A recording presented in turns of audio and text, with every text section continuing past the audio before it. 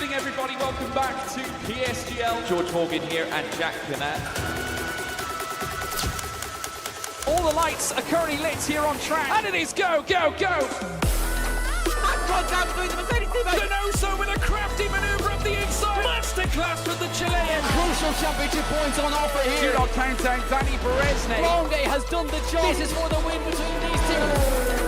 Freddie Rasmussen wins the United States Grand Prix. Alfie Butcher win for the first time ever. Lucas Blakely takes the championship. It's Barry Foreman. Jarno Opmeer is your champion.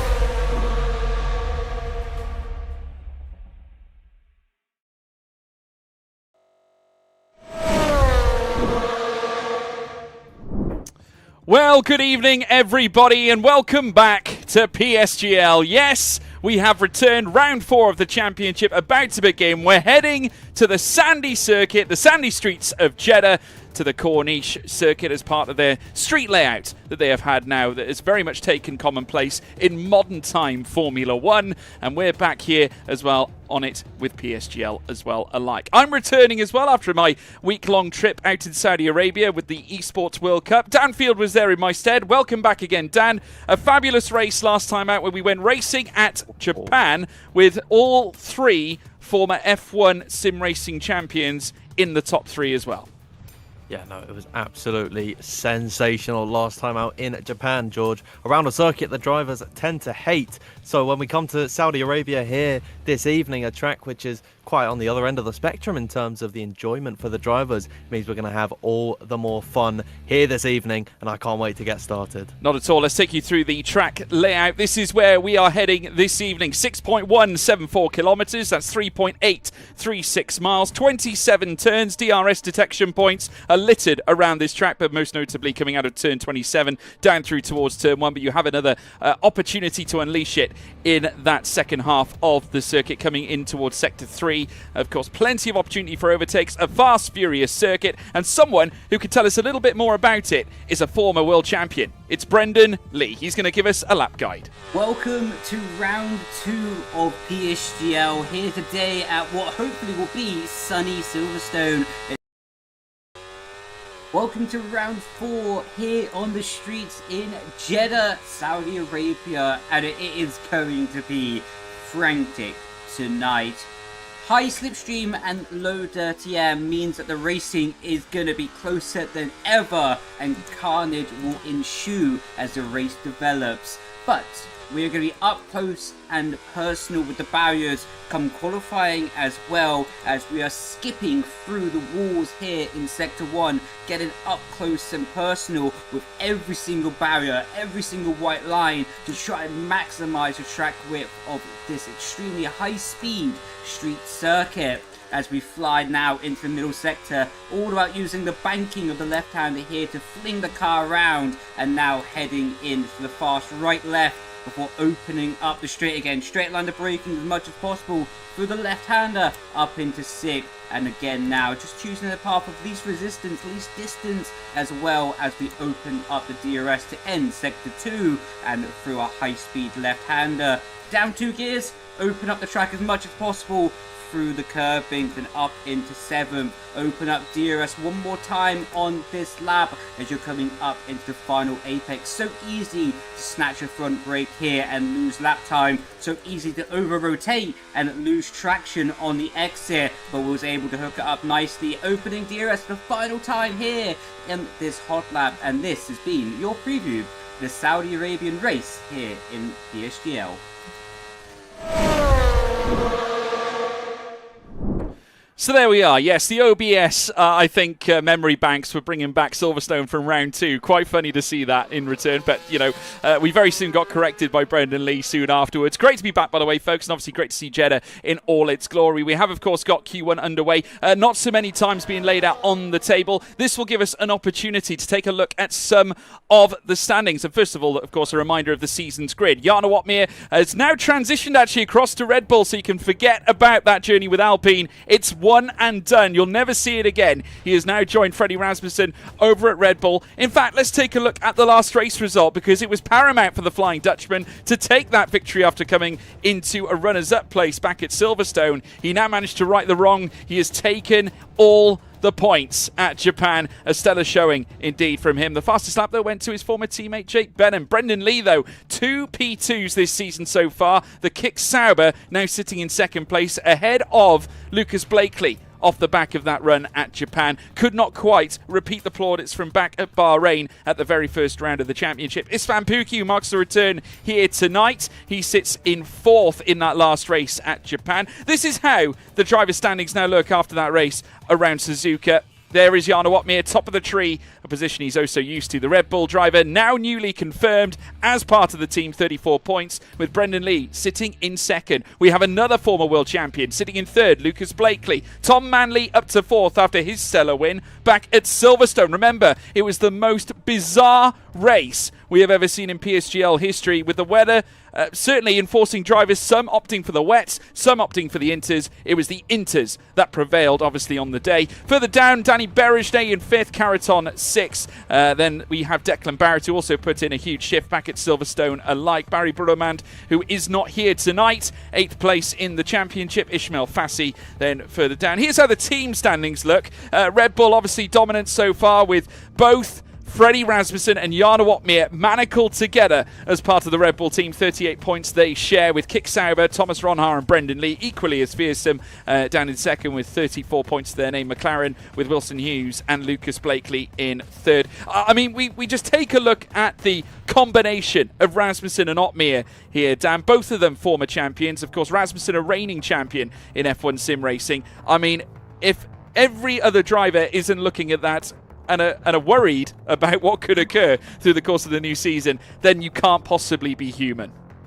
I mean, looking at that driver lineup, statistically, it is the most dominant and statistically the greatest F1 sim racing lineup that we have ever seen. They came out with a bang last time out in Japan, George. Of course, they finished on circuit 1 and 2. Freddie Rasmussen did take a time penalty, unfortunately for him, dropping him from 2nd all the way down to 7th. That is why we saw Brendan Lee and Lucas Blakely on the podium as opposed to both of the Red Bull drivers. But you're absolutely right. This is a fearsome lineup, and I think tonight they are going to be the two men to beat. They were insane last time out in Japan, and I expect exactly the same from Japan, where there's some very, very similar elements here tonight in Saudi. Yeah, for those of you wondering why we're not perhaps covering the laps that are on show, of course, we've got the familiar intermediate tyres being strapped on to the cars. All 3 times that have been listed up at the top of the tree: Will Lewis, Otis Lawrence, Tamas Gal. Great to see, obviously, 2 young drivers, young talents, now rising the ranks. Obviously, Otis Lawrence being one of them, not to mention Tamas Gal himself. Of course, many tout Tamas Gal as being one of the up-and-comers, as well as Otis Lawrence. When we speak about Otis Lawrence, we talk about prodigies, and we've seen prodigies in the past. Jarno Opmeer, once a prodigy back in the early days when he was at Renault, and now since becoming a champion. Lucas Blakely, also once considered a prodigy back when he was racing for Racing Point when they were in existence in the F1 Sim Racing Championship. Remember that familiar pink livery? Who can forget it? That's a throwback and a half, George. Well, we love a bit of history here at PSGL. But, you know, obviously still a very, very quiet showing. We can actually have a little word, I think, from some of the drivers. Let's check this out. Hello everyone, it's Isvan here.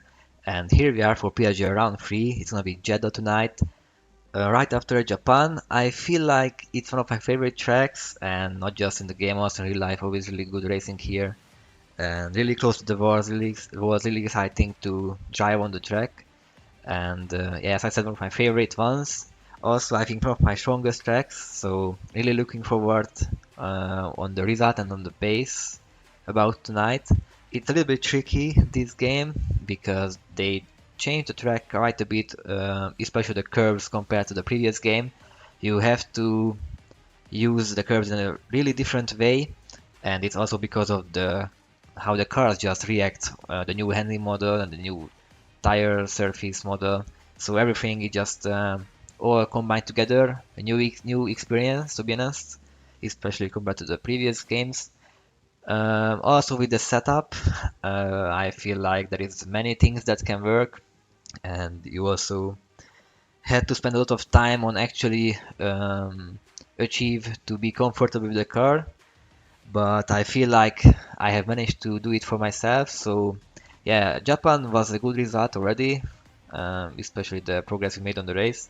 So I hope to do at least the same, but I'm hoping for a better result, to be honest. I really want a podium here. I love the track, and yeah, let's see what happens tonight. Ciao. So that was Istvan Pukki having a chat with us earlier today on the lead up to tonight's race at Jeddah. I mean, he's absolutely right, isn't he, Dan? When we think about Jeddah, high-speed circuit, we heard from Brendan Lee. We saw, in fact, demonstration from Brendan Lee as to just how electrifying this circuit is. There are opportunities for overtaking. We are aware of the DRS zones, the heavy braking zones coming into Turn 1 as well. Pukki, also someone who is capable of pulling a rabbit out of the hat when it comes to victories. We have seen it in the past. He has won here before in PSGL, and he is someone who is the ultimate opportunist. He was a third driver last season, obviously part of that Ferrari lineup. Looking ahead though, he's looking for that pivotal role in a main drive. Is he capable? Absolutely, he is. We saw it last week from Istvan Pukki, was fighting right at the top, finished P4 in the end after all the penalties were applied, but I definitely think Istvan Pukki, he's got a good shot of fighting for a podium once again here this evening. Of course, a former winner around this circuit. It was an incredibly close finish, if I'm not mistaken. Did take that victory, and I mean, George, this circuit is known for having some spectacular finishes, you know, right to the line, given that, you know, that DRS straight, it's right off the exit of that final corner. The drivers are so close through there. We should see some excellent racing tonight, and I think Istvan Pukki has got a good shot of being in that train. He definitely has, and one Otis Lawrence will also be looking to perhaps take something for himself as well. Tamas Gal, we alluded to him, obviously one of the new young up-and-comers. We have, of course, got some interesting faces out on the grid here tonight. Of course, Ruben Pedreño stepping in. We obviously spoke about some of the other names as well. Duncan Hoffland has also been a name on the minds of many because, of course, we did allude to his brilliant performances back at Bahrain, for example, where despite the end result not necessarily being pretty, it's more about what he did during the course of the race. Remember, he opened up on that soft stint at the very beginning of the race and was absolutely electrifying, making moves left, right and centre. Again, another driver that is perhaps deserving, I would say, of a pivotal front end seat. And he might yet get rewarded because obviously he's been on the on the roster for Aston Martin for quite some time. Never quite had his opportunity, but he's been in that development role now for 2 to 3 years. So I think it's about time we got to see Big Dunk in action, don't you, Dan? Absolutely, and I'm glad to see Duncan on the grid with his pink livery because he's always whipped it out when it's time for the F1 World Car to be shown on PSGL. Seems like a little bit of a tradition at this point to at least at some point in the season have the F1 World Car on display. Duncan Hoffland never disappoints, and you're absolutely right in the fact that he is deserving of a full-time, a proper seat where he is one of the 2 drivers competing week in, week out in F1 sim racing. He's made the development, of course, been a part of the PSGL scene all the way back from his PlayStation days about 10 seasons ago. George, he was fighting for the title with one Wilson Hughes, and now look at them, both of them in the F1 Esports, F1 Sim Racing fray, and a part of the PC F1 grid. It's nice to see their continuity as sort of rivals here this evening. As lots of laps now getting underway, George. This session's flown by. We've got 6.5 minutes left to go. We certainly do, and we've only seen the faster laps coming out right now. And Danny Berejnay, the reason why we're looking at him is because he set the purple first sector. Otis Lawrence has just stolen the purple second off him, though, however, as Berejnay now goes to the front. Here comes Duncan Hoffland, who goes third fastest, but Otis Lawrence, despite setting that purple second sector, will go to the top once more, setting a purple third with a 1:26.679. Brendan Lee popping into third place. More and more times coming on through. Declan Barrett is proving to be one to watch. He went purple in that middle sector, 28.137, which has trumped Otis Lawrence's middle sector. And remember, Declan was one of the names that we witnessed back at Silverstone, who produced the goods right at the very end, went on a similar strategy to Tom Manley. Of course, many of you can follow the career and the rise of Declan Barrett through league racing. Well, it's showing no signs of stopping as he goes 4th fastest and higher than Jake Benham, as Jarno Watmere now plums in a 4th place visit, now a 5th place visit. Here comes Freddie Rasmussen to the line, a 1:26. .638 from him, triumphing over Otis Lawrence. Tom Manley has also come across the line, and he has put himself into P3. So Freddie Rasmussen, of course, fighting for pole position last time out in Japan. It's a very similar circuit in the sense that there's lots of high-speed corners around this track, and Freddie Rasmussen is reveling in these conditions. I'd say, George, I think he's going to be safe in this session with that time on the board. I'd say everyone from Fabrizio Donoso upwards, I think they're locked into Q2. And so everyone else behind, they've got to pull the cat out of the bag. There's some big names in that drop zone. We'll see as we've only got a few minutes left to go. So who knows what's going to happen at the end of this session? We'll soon find out. Only 2 drivers invalidating their runs in the first instance. Thomas Ronhar being one of them. Tomek Paracic. In fact, Thomas Ronhar didn't actually set a lap. In fact, so far, but he did receive a warning. Actually, he may well have invalidated. We just didn't get a time from him because he would have come straight into the pits. So Ronhar in as well, invalidating, as did Tomek Paracic. Obviously, Will Lewis setting his initial time on the intermediate tyres. He actually also invalidated that last run on the softs as well, so that's not ideal. Otis Lawrence, content, has decided to retire. So no doubt we'll probably see Freddie Rasmussen do the same unless he wants to get the track time. But it's just already we're getting an inkling of what could come into the future of F1 sim racing. While Jarno Opmeer may not be fastest, Freddie Rasmussen could be. And this could be Red Bull's strategy going forward. But just how can you keep 2 phenomenal figures, 2 world champions together? I mean, we've got the Rosberg-Hamilton effect, haven't we here, Dan, when we consider Rasmussen and Opmeer?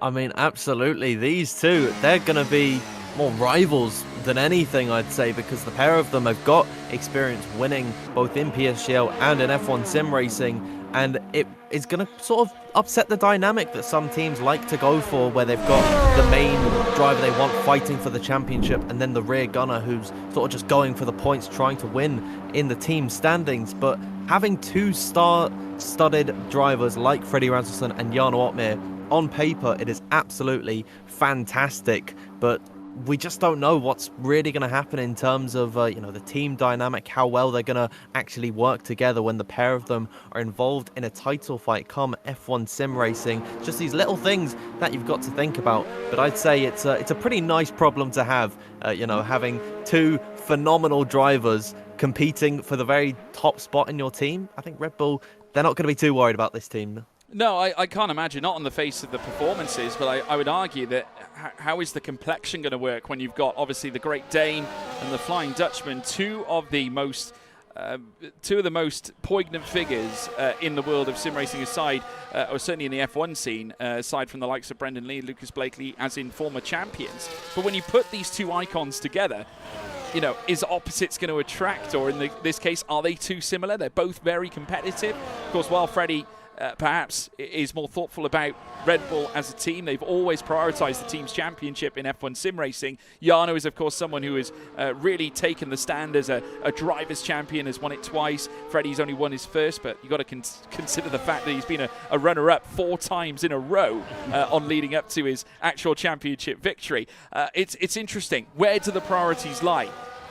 Red Bull may be forced to make a decision in certain aspects, but we'll wait and see. It's a very exciting partnership. It's wonderful for sim racing, wonderful for you viewers at home, because it sends us into raptures when we see incredible, illustrious performances. I mean, we've seen many from these guys in the past, Blakely as well being one of them, who's also enlisted many a great performance for the McLaren outfit. But yeah, let us know in the live chat what your thoughts are on this. But yeah, lots to look forward to. Only 1 minute and 20 left here in the session. We have got 5 drivers that have retired from the session right now. Ruben Pedreño, in fact, the first driver to head in towards turn 1. What are your thoughts, Dan? Ruben Pedreño, it's a pretty late call-up for him. He's racing in the place of Barry Borman, we thought was going to be on the grid, but Ruben Pedreño stepping into his place. He's got a nice distinct blue livery. We'll see what he can do as he heads through this first sector. When we were watching Brendan Lee's lap, we saw how brave you had to be in that first sector. Get close to the walls as you possibly can. One slight mistake and you could see your front wing being chopped off. Yeah, worst case scenario, your tyre is flying off all over the circuit and you're out of the session. Pedreño, he's got through this first sector very nicely indeed. Now into sector 2, where it's a little bit more lax through here. very difficult right then left-handed corner. Of course, that curb can be killer if you get onto it at the wrong point.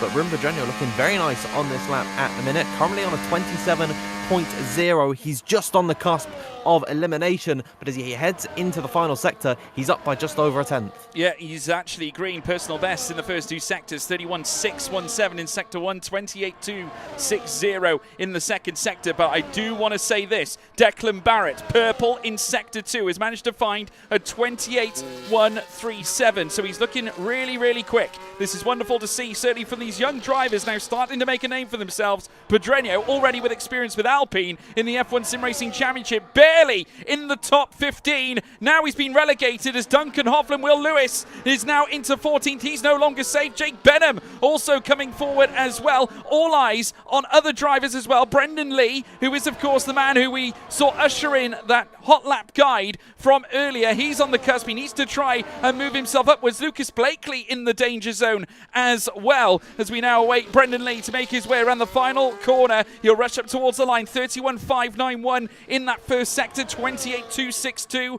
coming out of sector 2. Personal best in the first two, still barely only able to get above 15th, and Lucas Blakely is out, everybody. Lucas Blakely out of qualifying. Duncan Hoffland managing to pull a lap out of the bag with a stellar third sector showing as he now ushers his way across to, well, out of turn 1 through turn 2 and manages to move into the top 10. Jarno Opmeer coming out 12th fastest, and I would argue that he was very fortunate, according to my screen, an invalidation. An invalidation for Jarno Opmeer, but he is going to survive into the next session. How about that, though? Lucas Blakely, once again, George, struggling in qualifying. He's had a poor run of form when it comes to getting these laps together here recently in PSGL. Eliminated in Q1 here this evening alongside Josh Edo, missing out on that session by just 1/100th of a second to Brendan Lee in 15th. Will Lewis, Tomek Perančić and Ruben Pedreño also filling out that bottom 5, but to lose Lucas Blakely and Josh Edo, those are two, I gotta say, George, big shocks. Yeah, major shocks indeed. Josh Edo, of course, a recent signing to Alpine. Of course, Nathan Tague, who is team boss at G2 Sim Racing, has now taken on the helm of looking after Alpine's situation in terms of their Sim Racing World Championship. They signed Josh Edo, as obviously Nathan Tague is very well aware of Josh Edo, because Edo's career started at McLaren. And now McLaren driver Lucas Blakely also out, joining Edo in elimination. So some shockers already on site. But one thing that we should probably be familiar with is Freddie Rasmussen up at the top. He has managed to secure P1 here in Q1, 29 thousandths quicker than Thomas Ronhaar. Declan Barrett third. We have Otis Lawrence in fourth. Tamas Gell fifth. Tom Manley in sixth. Jake Benham in seventh. Ahead of Duncan Hoffland in eighth. Danny Berejnay in ninth. Fabrizio Donoso 10th. Istvan Pukki in 11th place. Jarno Opmeer in 12th. And then Wilson Hughes in 13th. Alvaro Carreton 14th. Brendan Lee 15th. And we're going to lose and say goodbye to Josh Edo, Lucas Blakely, Will Lewis, Tomek Perančić and Ruben Pedreño. They are out of this particular session. So there we have it, folks. First session of qualifying underway. Big shock, losing Brendan Lee. Great showing, though, from the likes of Duncan Hoffland. And we spoke to him earlier on today. Hey everyone, Duncan here, and today we're obviously racing around Jeddah circuit, which will be a very fun track to drive at. It's obviously one of the fastest tracks on the calendar, and in qualifying it is very hard to get a lap together as the walls are so close to you. And then in the race, many DRS zones, 3 of them, and it will probably be very interesting at the end of the race.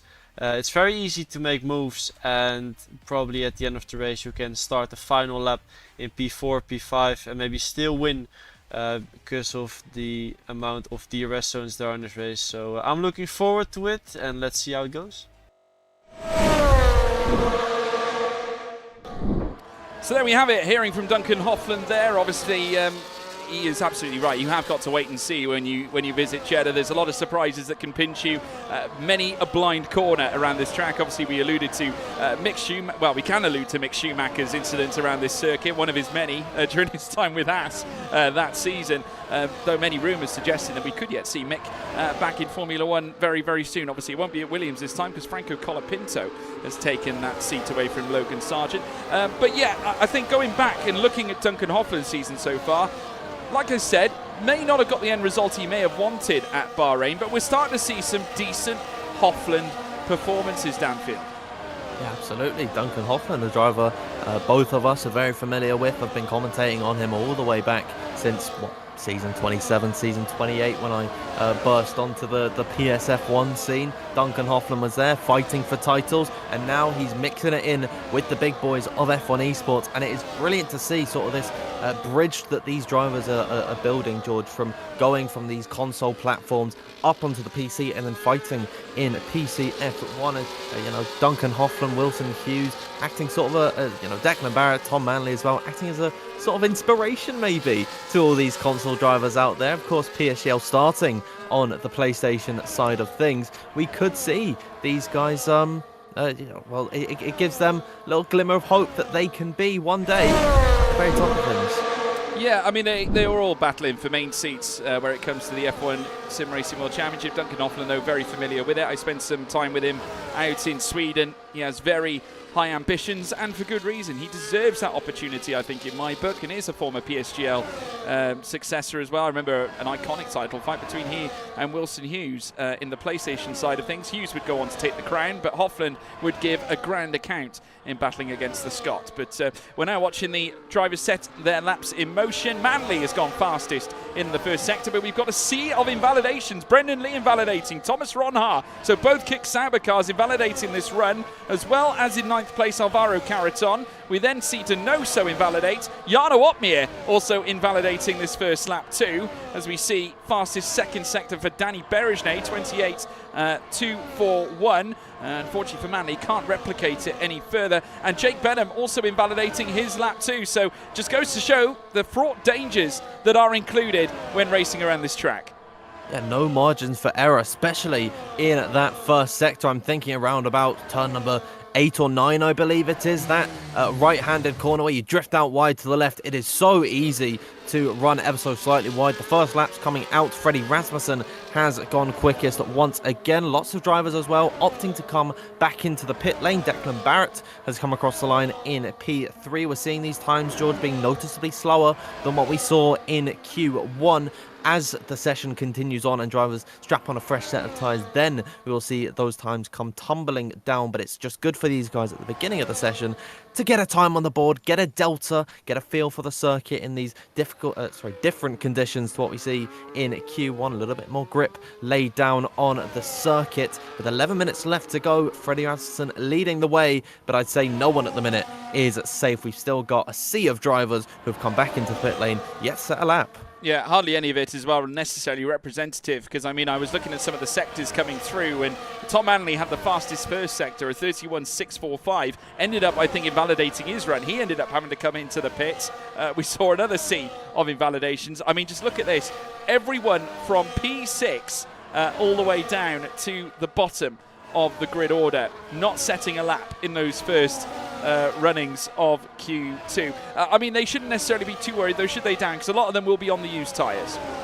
Yeah, I'd say every lap set has been on a set of the used tyres, and no one has used up a fresh set of the softs on that run. If they have, it's really going to come to bite them later on in the session. But I'd imagine that all these drivers, they've got similar tactics to one another, and from the 5 laps that we've seen, none of them really are looking all that competitive compared to what we saw in that first session. Freddie Rasmussen, a decent enough 1 minute 26.885. I think that would have been good enough in Q1 to actually get him out of that session. Of course, he was about 2/10 quicker on his actual run in Q1.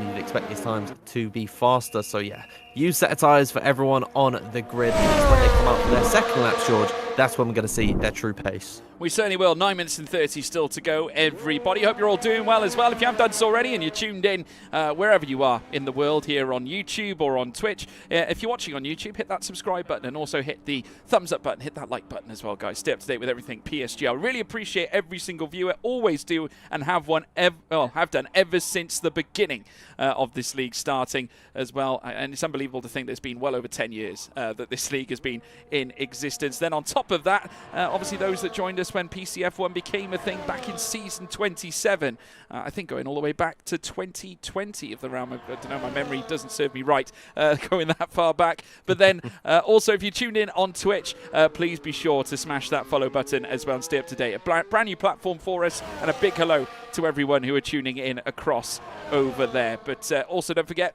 PSGL socials at Premier Sim GL on Twitter, Instagram, and also on TikTok as well, where some really cool reels are being collected. So make sure, or posted, I should probably say. But yeah, check those out and be sure to stay up to date with all the latest news. We've now got drivers making their way back out onto the track. Still, Freddie Rasmussen with the best time on the order so far. Probably won't see Rasmussen until the tail end of this session. Though as I say that, it just flicks to outlap. He is making his way out, but a 1:26.885 is the marker. Not a bad lap. Theoretical best time in accordance to our telemetry, a 1:26.849, Dan. Yeah, so Freddie Rasmussen pretty much bang on their 400th off of what is a theoretical best time. But I'd imagine with these laps beginning, Danny Berejnay will be the first one to put us on a run. But that best time is going to come tumbling down. And Danny, of course, was absent last time out in Japan. It was a very late decision from him to not turn up. It's good to see him driving here today. Not seeing all that much of him here this evening in Saudi, so it's good to get him some screen time. He's way ahead of everyone else. He's not going to have any visual distractions of any drivers. He's in at that first sector where he's utilising all the track possible. It blows my mind how brave, George, these drivers are to get that close to the wall, because whenever I come to this circuit, I'm staying at least 3 feet away from those walls at all times. Yeah, 31.487 in that first sector is far better than his previous first sector. So Danny Berejnay really starting to usher in some of the numbers. In fact, this could be a purple first sector here for Danny Berejnay. Just looking at some of the lap delta times that are coming through. We will let you know as to who's purple and who isn't. DRS flicks on here for Danny Berejnay, as he now looks to head down to the very fast left and right once more. Personal bests have also been factored in for the likes of Duncan Hofland, who currently sits in that elimination zone. Remember, the bottom 5 here we will be saying goodbye to at the end of Q2, and then on the run into Q3, the top 10 will fight it out over pole position. I can tell you that Danny Berejnay has indeed struck gold here in the first 2 sectors. A 31.487 in the first sector, matched up with a 28.190. Here comes Danny Berejnay, fastest of all, a 1:26.588 to beat. And we then have another car coming through, that belonging to Duncan Hofland, who's about to venture around the final bend. 31.635 in the first sector, a 28.206 for Big Dunk. And now in his, well, very pink car indeed, it has to be said, far apart from where the Aston Martin, or that the Aston Martin currently dons, sprints down towards the line. I can tell you that it's the fastest second sector for Jarno Watmere. Duncan Hofland goes into second fastest. Jarno Watmere coming up now very shortly. Carrot third, ahead of Rasmussen. Brendan Lee pops into second. Here comes Jarno Watmere, goes second fastest behind former teammate Danny Berejnay.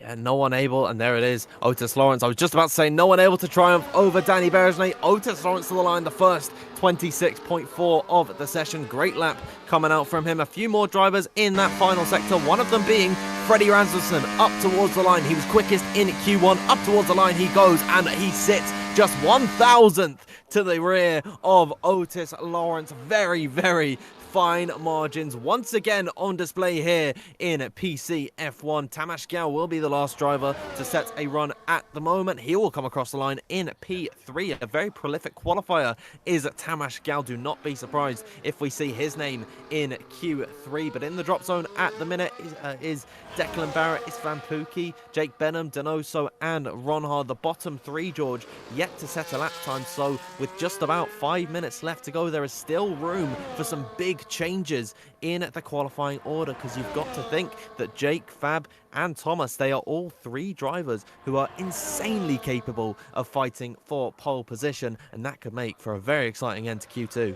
Yeah, I mean, all 3 of them as well invalidated their last runs, so yeah, not ideal whatsoever. Jake Benham, of course, not going out on the second set of softs. I can tell you that Fabrizio Donoso has used 2 different compounds of tyre in this session, and it has invalidated both laps. So it hasn't been an ideal start for the Chilean here in this particular session, but those that have gone out on a fresher set of tyres, including the likes of Otis Lawrence, including the likes of Freddie Rasmussen, Tamas Gal. They've all managed to successfully stick their cars up to the top end. 4 minutes still to go, so there is still opportunities for many of the drivers that currently sit in the elimination zone. Wilson Hughes on the bubble. Of course, he will go through should he stay in P10, but I'm sure he'll have considerations of heading back out to try and alleviate any pressure, or any sort of pressure anyway, by pushing himself within that top 10. Declan Barrett on the outskirts, as is Istvan Pukki. We of course heard from him earlier on in the show. Jake Benham, who you'd fathom would, I'm sure, move on up the order.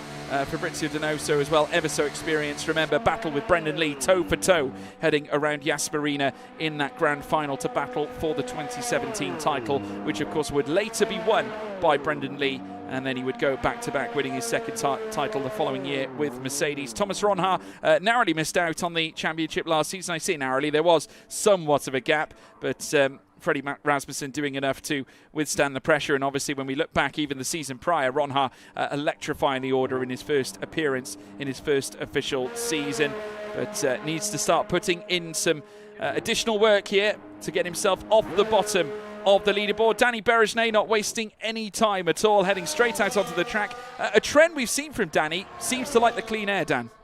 He does, absolutely. Of course, doesn't make too much of a difference that we have the ghosted cars on, but just that visual distraction of having a hollow Formula 1 car in front of you, that could actually put you off, especially in that first sector. So Danny Berejnay, he typically does come out very early in regards to other drivers. So yeah, Danny, I mean, he is avoiding any possibility of him being put off, but we know the composure that he has. Some heavy braking zones around this circuit should really suit his driving style. He will make his way through the second sector on his outlap. We'll see what he can do. There's a few drivers coming out just behind him, I believe, being followed by Alvaro Caraton, then one of the orange cars of Wilson Hughes, one of the McLaren drivers in Wilson Hughes. Good to see their livery in the game. Then we've got a white car of Jake Benham. Jake Benham, of course, George, in that drop zone. He's got to get this lap clean across the line, and I'm very interested to see where the likes of himself, Fabrizio Donoso and Thomas Ronha can end up when the pressure is at its greatest. Yeah, and this is where, you know, drivers are galvanized in situations where the timer is ticking to the very minimum and they need to get out of the drop zone. That's exactly what Jake Benham, Fabrizio Donoso and Thomas Ronha be feeling, but they need to try and make it happen out on track. Danny Berejnay heading in towards turn 1 and turn 2. Now we're going to ride on board here with the Hungarian. Third gear will quickly become 4, and now opening some of that energy as well. We saw some of the overtake mode being used as he now hustles through the next section of chicanes, of course, coming through this, twisting lefts and rights all over the shop as he now peels through sector 1. Very soon he'll cross the line, breaking in towards sector 2, 6th gear, 7th gear now this time around. He'll then head into the first of 2 hairpins that you'll meet at either end of the circuit, staying tight to the wall for this first one. It'll be a little bit different heading down towards the final one at the final corner at turn 27, around the 3.837 mile circuit, flying through yet another chicane with a blind corner, given the wall on the inside, but Berejnay doing a great job of withstanding the pressure. Now hustles down. Very shortly he's going to be met with the very blind section once more. This one left and right still, using the curbs, of course only slightly raised on the inside, so doesn't have to have a lot to worry about. You can essentially use that to almost turn the car, almost try and use it to rotate your car around the corners, therefore maximising the pace. Heading down now in towards turn 27. This time around, very delayed in breaking into the apex, but now hustling his way down the straight. Throttle firmly pressed to the floor. Berejnay surely will go up further. He will. Third fastest here for Danny Berejnay, but we also have some more improvements further back. Wilson Hughes, who we spoke about earlier on, needing to find improvements to try and alleviate some of the pressure. Personal bests in the first 2 sectors, and Hughes, the Scot, will only rise 1 extra place, goes up to 9th. So the pressure is still very much on. Istvan Pukki looking to jump out of the drops, and I can tell you there's invalidations on hand here for Thomas Ronha as well as Jake Benham, who's out of the session. Istvan Pukki jumps up to 5th. Hughes now on the bubble, and the way it looks, the only driver that can eliminate him here is Declan Barrett. Declan Barrett, he is coming through that final sector. Fabrizio Donoso is also on a run, George. He's coming through the final couple of corners. There's Jarno Opmeer to the line, quickest of the session. Fabrizio Donoso to the line in P8. Brendan Lee has jumped up into 4th position. Wilson Hughes out of this session. Duncan Hoffland, he sits in P10. Could he get himself further up the order into 9th position? And so Declan Barrett, he'll get himself into 5th position. For Richie Donoso's efforts were for nothing in at the end. He is 11th and out of this session. A great time once again as Freddie Rasmussen.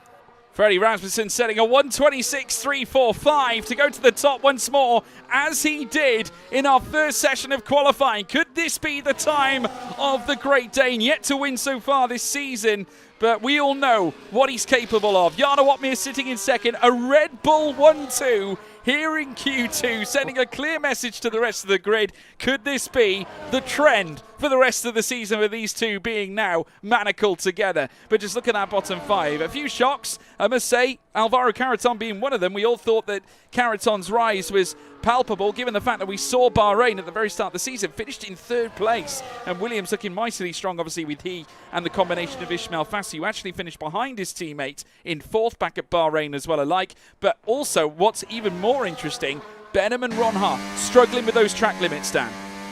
That bottom 3 all making an invalidation. Alvaro Carreton was up on his time heading through that final lap, and unfortunately an invalidation that just set him off all the way, and his 1:26.7 was not good enough to see him into the next session. But I'd say the two bigger shocks are Jake Burnham and Thomas Ronhard. George eliminated without a lap time on the board. It's really gonna, I think, knock their confidence heading into the race. Certainly will. We're going to lose Fabrizio Donoso, Wilson Hughes, Alvaro Carreton, Jake Benham and Thomas Ronha. A couple of good shocks there, I can tell you. Freddie Rasmussen in first, Jarno Opmeer in second. That pretty much tells your story of this session of qualifying Q2. What a sensation. Credit as well to the Red Bulls. Obviously now flexing that dominance once more. We saw Rasmussen go fastest in the first session of qualifying. Let's see if he can make it a triple crown. Let's wait and see. Obviously seems to like this Jeddah circuit. Another driver that liked it as well, he mentioned it during the interview phase, was Istvan Pukki. And I must say, Istvan in this session of Q3 has every chance of taking pole position, so he can furthermore rubber stamp his comments of saying that this is his favourite track by potentially sticking it on pole here, Dan. Well, yeah, he's a former winner around this circuit as well, George. And very quick in qualifying. He's coming off a decent finish last time out in Japan. I think Istvan Pukki, he is one to watch, but the man to beat, definitely Freddie Rasmussen, George. That was an unbelievable lap time that he set there. Jarno Opmeer, very strong as well. Look out for Otis Lawrence and Tamas Gal, though, George. They were able to get into Q3 with just one run, so they're going to have an extra set of soft compound of tyres to utilise in this session, should anything go wrong for them. But one thing that is clear to me is that this fight for pole is wide open. It definitely is wide open, and I must say, you look at some of the names that are in this grid. Obviously, Otis Lawrence, I say it again, definitely one to watch in this session. Someone who is not afraid to take on the big boys. We've seen many a great fight involving that young man. Of course, very much aligned with the McLaren outfit and part of the Veloce Academy as well, looking for his chance in F1 sim racing, and nothing in my mind tells me that this kid can't go out and do some sensational things. Obviously, there's a good couple of Welsh drivers that have made their appearances in the top flights of league racing. Josh Edo being one of them as well, who is no stranger to collecting big results. Of course, back in F1 sim racing, he of course took pole position at Imola a couple of years ago, and then of course did exactly the same at Yas Marina also a couple of years ago as well. I believe it was 3 years ago with McLaren. He did it at Imola, and then he did it with RB, or well, in fact, it would have been Red Bull at that time at Yas Marina as well, but has now since jumped and moved to another team. But yeah, an incredible lineup, and I think the two I also am quite intrigued about are probably Declan Barrett. In fact, we'll make it three. Got Declan Barrett, Tamas Gal, and Tom Manley. Of course, remember, Tom Manley and Declan Barrett were the ones that went for that truly illustrious strategy back at Silverstone. Yeah, absolutely. Of course, Tom Manley taking the win. Declan Barrett was promoted onto the podium after Lucas Blakely had his problems, but they are a pair of drivers. They came up in very similar circumstances from the Xbox side of things, and now both of them are here to play. Declan Barrett definitely newer onto the scene. Tom Manley a lot more well-established, well-known, but Declan Barrett, especially on this game, George, and on F1 23 as well, he has risen to this level where he is competing in Q3, and this doesn't feel like a lucky fluke from him. This is a consistent performer in Declan Barrett. So the pair of them, Tom Manley and Declan Barrett, good friends as well. I do believe they are ones to watch out for. Two very young drivers, two with a bright future in sim racing. Look out for them. Phenomenal trend still continues. Danny Berejny heading out first in the clear air. If we're going to make a habit of this, we're going to go on Danny watch, I think, on most of the qualifying sessions across this order. Big thank you to everyone tuning in again. If you haven't done so already, now's the time for predictions. Let's light up this live chat. Big thank you to each and every single one of you for stopping by. Let's hear it, whether you're watching on Twitch or YouTube. Let's see those predictions in the live chat, folks. I want to hear yours. We're going to read them out as time goes on. Many other drivers now peeling out of the pit lane. Jarno Watmir now out as well. Duncan Hoffland, Otis Lawrence, Brendan Lee, Tamas Gal, Freddie Rasmussen has just left the pits too. I can already see Dungeon saying Jarno. We got Freddie Pole, Jarno wins, says Bertie Rayland. I predict someone will win. Thank you, Shanzi, for that. Freddie or Otis, Alcan. Jarno P1 says, I'm going to guess that's Edwards 2. I'm gonna guess. Sorry if that's wrong. Blake Ellenwood saying Freddie for pole, Jarno P4. Bold. That's a bold prediction too. Otis will get this, says Frantic. He might need to be frantic to get that. Yep, says Tony Watabe. I'm not sure whether that's a prediction. Brendan Lee says Links Packs. Multi-21 Seb, Multi-21. Are you talking about Freddie or Jarno, Roy? Let us know. Jordan saying Danny or Jarno. Many of you, keep those comments coming, everybody. Hot lap time. It's one Danny Berejny to get us underway. Dan, talk us through it.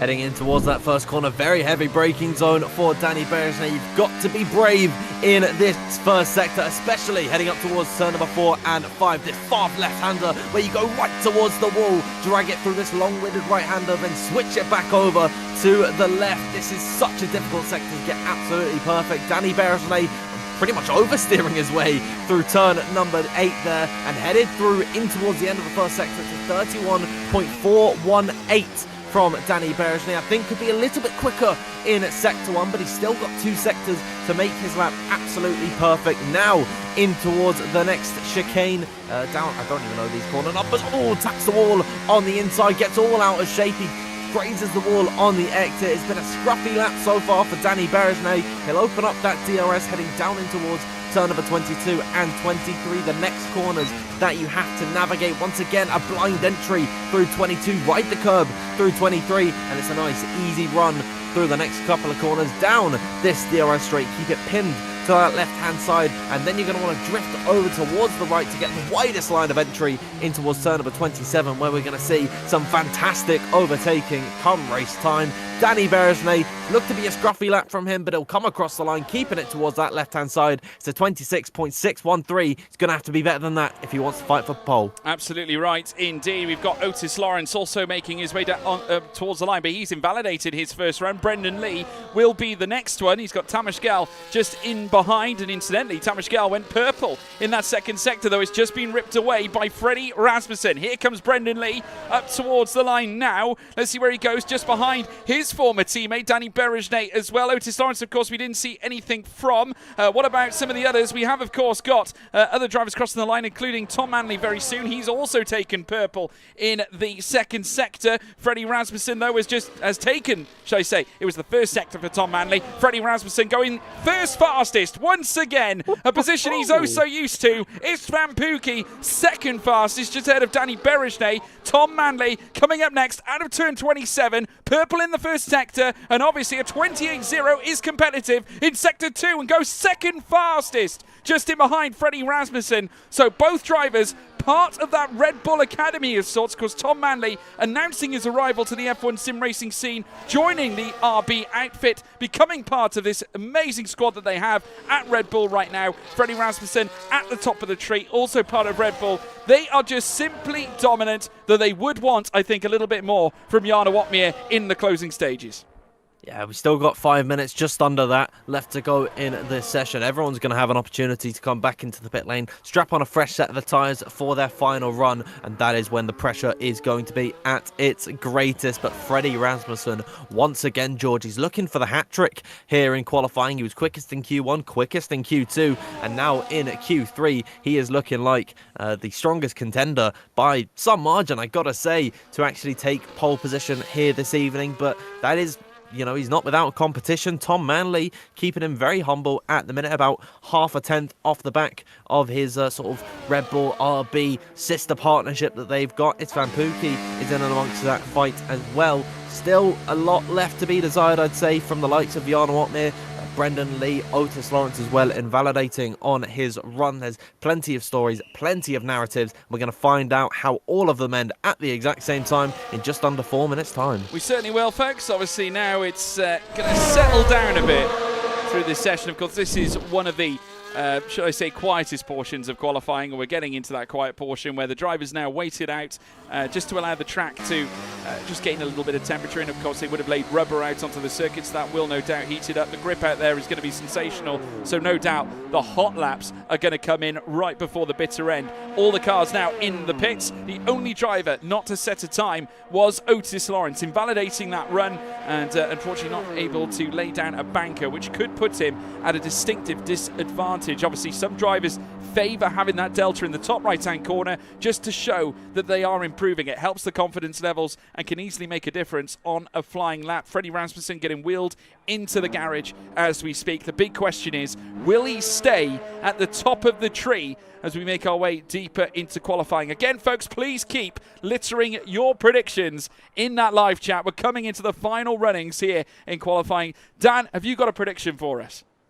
Oh, it is hard to go a different direction than Freddie Rasmussen, but I feel like that's the safest choice, George. So I want to spice it up maybe a little bit. I'm going to go with Otis Lawrence. I think he can pull it out of the bag, despite the fact that he's not got a lap time on the board. He's got the pace, but we've not seen too much of him in Q3. Of course, one of the quickest drivers in Q2 on just one run. So I'm going to go with Otis Lawrence to take pole position. Yeah, Louis Mulhall has come out and said Brendan P1.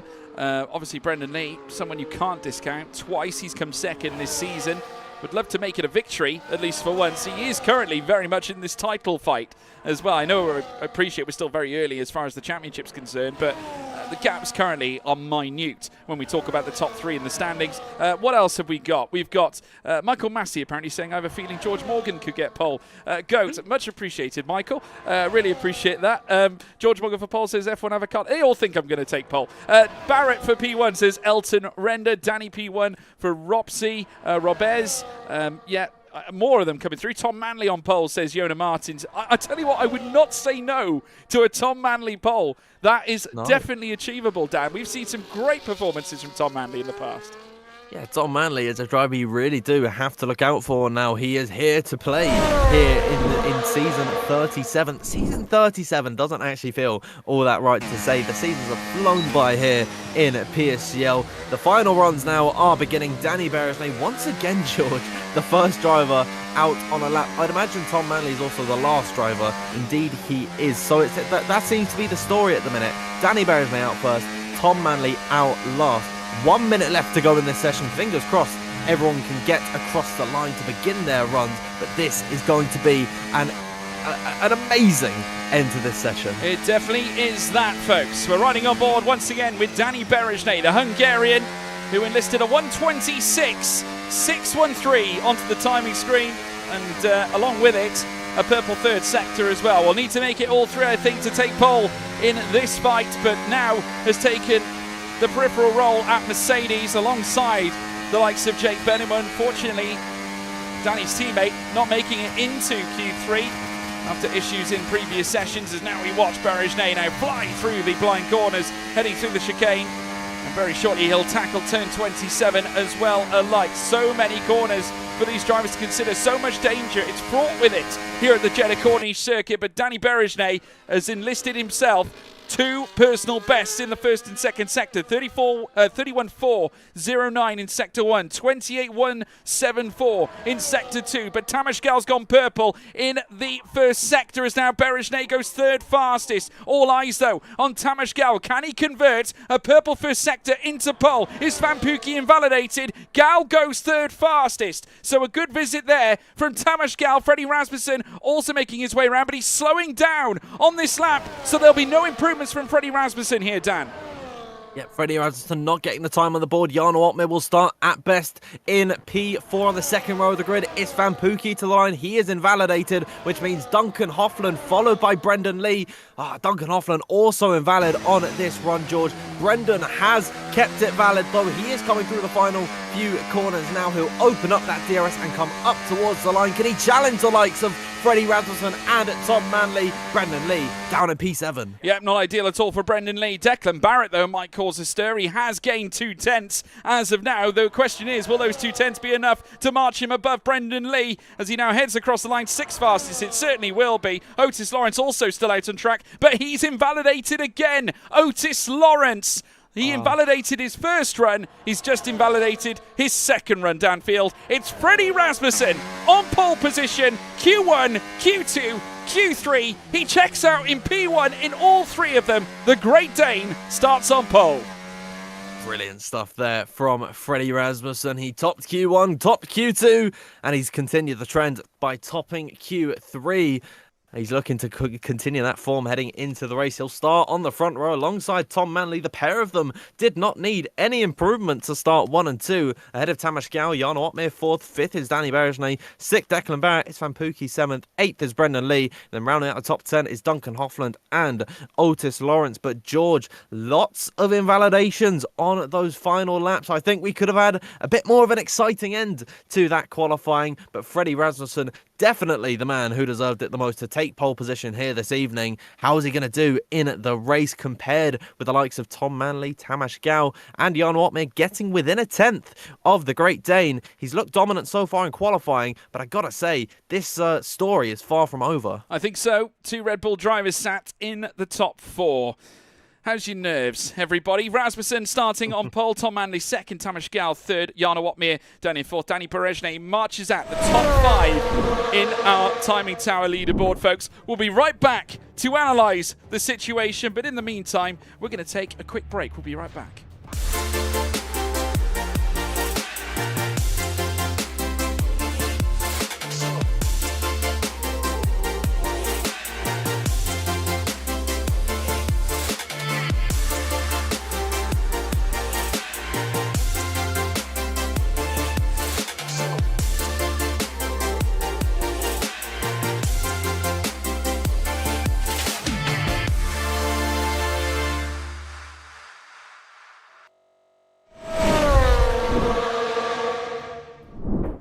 Well, welcome back, everybody. And what a sensational, well, what an amazing qualifying session for Freddie Rasmussen at the very least, managing to top all 3 sessions in qualifying and taking pole position in the process. Is this a sign of things to come, Dan Field? I mean, having someone as dominant as Freddie, we saw him illustriously take the championship in F1 sim racing last season, just seems to have galvanised him now. The pressure's off, the cork is out of the bottle. Having someone like Jarno Opmeer alongside you, of course now, as far as Freddie's concerned, it's about protecting his place as the number 1 Red Bull driver. Or is there a number 1 Red Bull driver now? I don't know.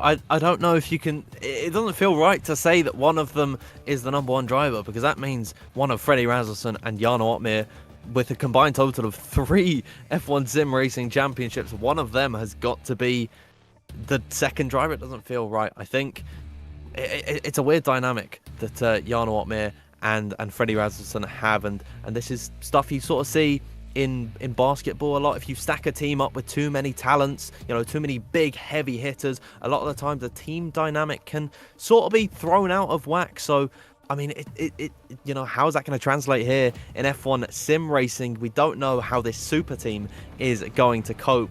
But yeah, for the race this evening, Freddie Rasmussen in a fantastic position. He's got his one of his sister teammates in Tom Manley starting alongside him. Jarno Opmeer starting on the row behind him. So Red Bull in a great place at the minute.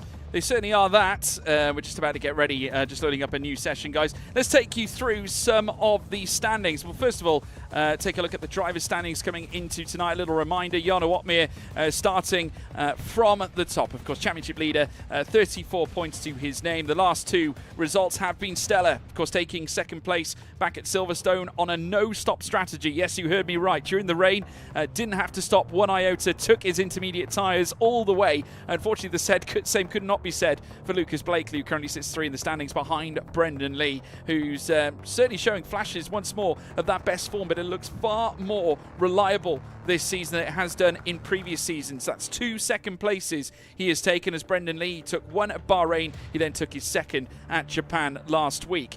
We can also take a look at Tom Manley, who has been absolutely sensational in his own right. RB, of course, representing as part of the Red Bull family. Danny Berejnay down in 5th. Alvaro Caraton in 6th. Declan Barrett 7th. Barry Brumand in 8th. And then, of course, Ismail Fassi down in 9th. This Van Pookie in 10th place. Freddie Rasmussen in 11th. And I can't imagine Rasmussen will be there for too much longer. Thomas Ronhart in 12th. Nicholas Longe 13th. Josh Edo in 14th. Tomic Paradzic in 15th. Klaffenbach down in 16th. And then we have Duncan Hofland in 17th. We then have Lars Kreuzen in 18th place. Jake Benham in 19th. And then Wilson Hughes down in 20th on 1 solitary point. Just taking a look at the top of those standings, 34 points for Jarno Opmeer, and there's only 6 separating he and Brendan Lee. And again, if you take a look at Blakely to Jarno, you're talking a mere 8 points difference, which is truly amazing. So all of the top 3 within 10 points of each other, even more so within 8 points of each other. The championship is far from over, and I definitely wouldn't discount Tom Manley or even Danny Berejnay or anyone. I mean, Rasmussen could win from this point as well. Team standings, of course, Red Bull at the top of the tree with Jarno Opmeer and Freddie Rasmussen, with Kick Sauber, with Thomas Ronhart and Brendan Lee in 2nd. McLaren in 3rd with Lucas Blakely and also Wilson Hughes. Alpine, they're running, of course, in 4th with Tomic Paradzic, who makes his return to Top Flight League racing, obviously, this season. Great to see him back on 23. VCARB with Tom Manley and Declan Barrett. We then have Williams with Ismail Fassi, Alvaro Caraton in 6th. Ferrari with Barry Brumand and Nicholas Longe in 7th. Mercedes lining up with Danny Berejnay and Jake Benham down in 8th. Aston Martin with Duncan Hofland and Fabrizio Donoso Delgado down in 9th. And then further down, Haas lining up with Shanaka Clay, who's not here tonight. In fact, Scott Tamashgal alongside him. They currently sit in 10th place. Here leading through towards the Jeddah race. So that's how it looks. Just a reminder as well, folks, for those of you who haven't stayed up to date, we have got the calendar here for you as well. We're on round 4. We've said goodbye to Bahrain, Britain and Japan. Those races have been concluded.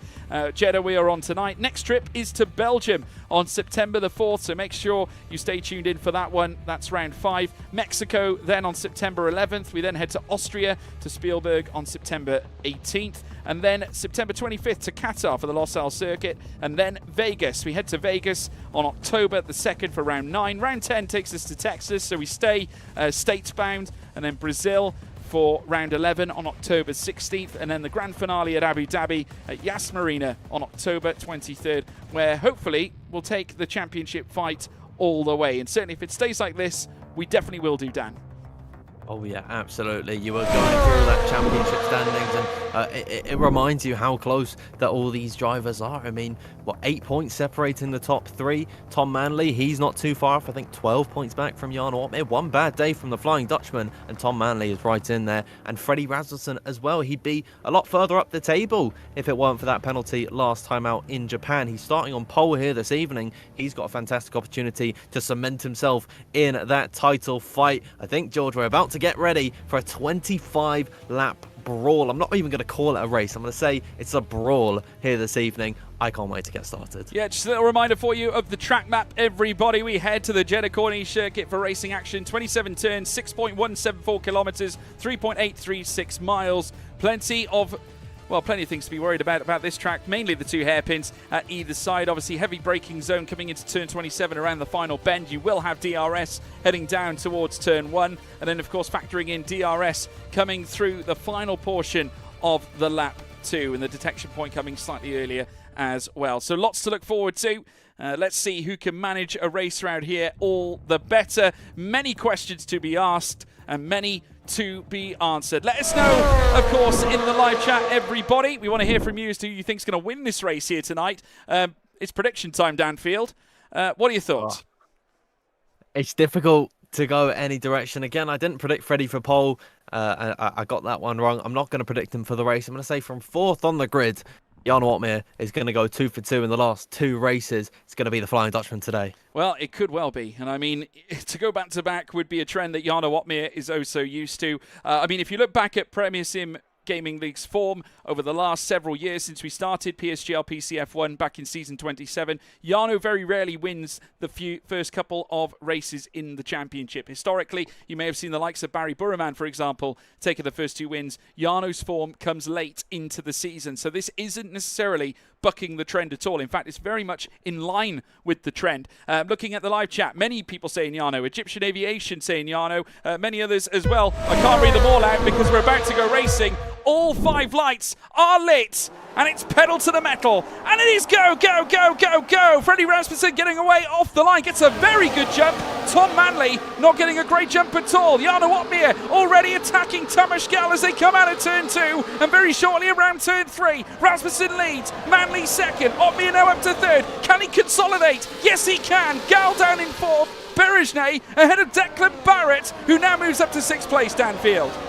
Very close fighting throughout this first sector, but Freddie Rasmussen already steaming away from Tom Manley at the minute. Of course, starting on the medium tyres, Lucas Blakely doing nice to get up the order early on. Lots and lots of battling as he filed through the grid in towards this second sector, but Freddie on the soft, he is stretching his advantage, almost already a second clear of Tom Manley, about 8/10 between them. Yeah, tricky start for Josh Edo now. He's at the tail end of the field, did not have the best of jumps, and now sees himself at the very back of the grid. Huge fights now also in the midfield. Looking at the top though, yes, Freddie Rasmussen very nearly breaking a second. Jarno Otmir on the attack, straight into second there for the Flying Dutchman. Red Bull now sit 1st and 2nd, and Tom Manley relegated down to 3rd. I mean, technically it's a Red Bull family, 1, 2 and 3. Sensational. Jake Benham soared around the outside of Fabrizio Donoso through turn number 23. They're still wheel to wheel as they head down in towards turn number 27. Fabi is just going to back out there. Thomas Ronhart in behind, of course, qualifying trouble for him. He's made his way up into 14th from starting in 15th. Lots of battling to be had in this midfield. Now DRS is enabled on lap number 2. We're going to see the first stretch of that headed in towards turn number 23, I believe it is, as Josh Edo, George, into the pit lane. He's retired today. Yeah, had a difficult start now and is unfortunately as a result retired. Wheel to wheel now between Lucas Blakely and also Alvaro Caraton, being squeezed ever so slightly. Caraton blatantly forced to Renee coming through the first sector. So there we have it. Already the move starting to transpire. Rasmussen's gap now has come down dramatically. Obviously no longer has the sea of hard tyres in behind. It's Jarno Otmir on the fellow medium tyres. So both Red Bulls going for the same strategy, and the reasoning for that is they don't have to worry about the double stack because they're not necessarily going to be using the same grid boxes, or the same pit boxes, I should say. Absolutely, and that actually does create a bit of fear from these drivers. They don't know who their teammate is, so if they're really unlucky, they could actually pit right behind the driver they're fighting with and then pull into the same grid box. So you've got to be careful with who you're pitting behind. You know, it's a very risky game. It goes 2 ways. It's, you know that you're not going to fight out with your teammate, but you don't know who your teammate is. So lots of worry to be had in the pit stop phase, but these drivers not going to be on their mind right now. Otis Lawrence has one thing on his mind, and that's getting by on Duncan Hoffland around the outside with the DRS wide open in towards turn number 27, wheel to wheel through the braking zone. Duncan Hoffland on that inside line is just about going to stave off the attack for the time being, but Otis Lawrence in P10 getting very racy in behind. Yeah, also Jarno Otmir has taken the lead of the race away from Freddie Rasmussen, and with that the fastest lap. So now it's down to the 2 Red Bull drivers to potentially work together here. Are we going to see the slipstream effect? Of course, we've seen it conned by the likes of the Ferrari drivers. When we look at Barry Burraman and Nicolas Longuet in the past, we've seen it many times when they went, of course, at Paul Ricard in one of their first appearances as a team in PSGL. So is that what Red Bull are going to try and do now? Consolidate this front order, maybe even use Tom Manley to slow the rest of the field up?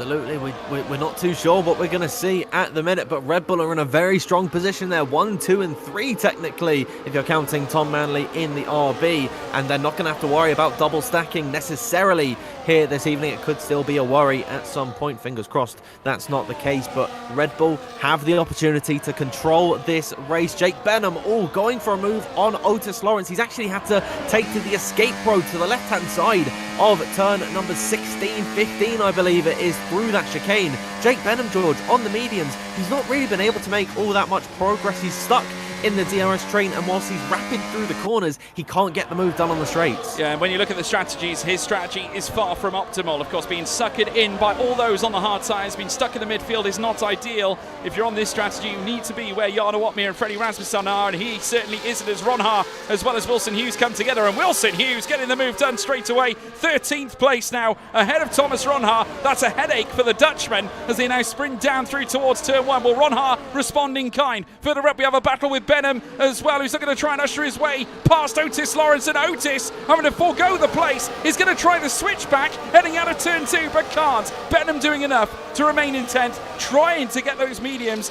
into working order. Yep, he's finally got the move on Otis Lawrence. Hopefully it's going to be an easier time going through on Duncan Hoffman and Brendan Lee, but Jake Benham at the minute going to have some worries with his strategies. 3 laps into this Grand Prix at the minute. On lap number 4, those mediums should still be a decent bit quicker than the hards, but as this race continues on, that gap is going to get narrower and narrower, and at some point, George, those hards are going to be quicker than the mediums. Jake Benham, he's got to make hay while the sun still shines, because there's some looming clouds up ahead for him, and they're closing in quick. Yeah, Fabrizio Donoso is also looming on the tail here of Otis Lawrence as they now sprint down through Sector 2. Very shortly they will meet Sector 3, heading down into the hairpin where they'll head into the home straight once more, through the blind corners once again. Still a sequence of corners still to come. You can just see ahead as well, a little bit of flashing on the back of Otis Lawrence's car, maybe just saving a little bit of ERS that would have been depleted with his fight between he and Jake Benham, as now the Chilean Fabrizio Donoso does battle. Thomas Ron Haar going side by side once again with Wilson Hughes, and this time Ron Haar has managed to overtake Hughes, so the Scot now down in 14th. Really having a tough time in McLaren at the moment. They've got Lucas Blakely down in 16th and also Wilson Hughes down in 14th. Yeah, it's been very, very difficult because, of course, the DRS is so prevalent around this circuit. You can get some good side-by-side action as there's yellow flags. Tamas Cow out of this race. Yeah, there you can see him there, just in the off-track section. That is a big incident. Yellow flags in the first sector, but no concerns as far as the safety cars are concerned, because obviously they're no longer factored in PCF1. Rasmussen still on top though at this stage, has managed to take the lead away from Jarno Watmere. Those two obviously working in tandem with each other here and trying to break away from the likes of Tom Manley. Now, have a look at this, Dan. Tom Manley staying within those on the medium tyres. Berejne beyond a second. He's lost DRS to Tom Manley. Well, that's because Tamas Cow was the one running in 4th position, and now with him out of this race, it's created a gap of air between Tom Manley and Danny Berejne. This is a life-saving opportunity. Well, it's a great opportunity. I say life-saving. It's they're already in a great position, but it's a fantastic spot for Red Bull to be in, because now Danny Berejne, he might have to burn up some of his battery to close up to the rear and get within DRS. It's also going to create pressure in behind from Declan Barrett and Istvan Pukki as well. So it's really helped out the Red Bull team that Tamas Cow is unfortunately out of this Grand Prix, crashing, I think, on the inside of turn number 4. It's something we touched on in qualifying, and yeah, really unfortunate to see his race done in just 5 laps. Yeah, heartbreak there for Tamas Cow. Wilson Hughes managing to jump Thomas Ron Haar again as well, coming in towards turn 1, so a great effort on his part. I tell you what, Dan, it's not a foregone conclusion here that we could see Tom Manley on the top step of the podium for a second time this season. And now we've lost Caraton. Alvaro Caraton out of the race, and I think has actually binned it in the first sector. It's the same spot that Tamas Cow has gone off at. I think what might have happened is that they were maybe side by side. Alvaro Caraton, he was fighting it out with Ruben Pedreño and Will Lewis, his Williams teammate, of course, this evening. I think what might have happened is that there was just no room at the end. He ended up clipped to that inside wall, stuck between a rock and a hard place, and Alvaro Caraton out of this race. That turn number 4 is proving to be absolutely lethal and it's only 6 laps in, George. We've lost 3 drivers so far. Yeah, it's Van Pookie also making his way past Danny Berejne. That was very smooth indeed. Maybe now Berejne being forced to try and work together with the cars around him to try and break back to within DRS. So they're going to try and slipstream each other, use the power of the DRS, and then bring their group closer to Tom Manley, because the way it stands right now, it's not Rasmussen or Otmir who are necessarily the concern. It's Manley, because he's on the hard tyres. If he takes this right through the first stint, remains in contact with those 2 drivers up at the front, as now Jarno goes for the lead once again, and they will swap for that front end now. This time, though, we have got Declan Barrett up the inside with his Van Pookie as well. Pookie managing to hold on and stays ahead of Declan Barrett. Berejne, who looked to be at the mercy of the cars behind, has now unfortunately lost even more time to Tom Manley up in front. It's 1.4 now. Barrett was on the brink of losing out to Brendan Lee as well.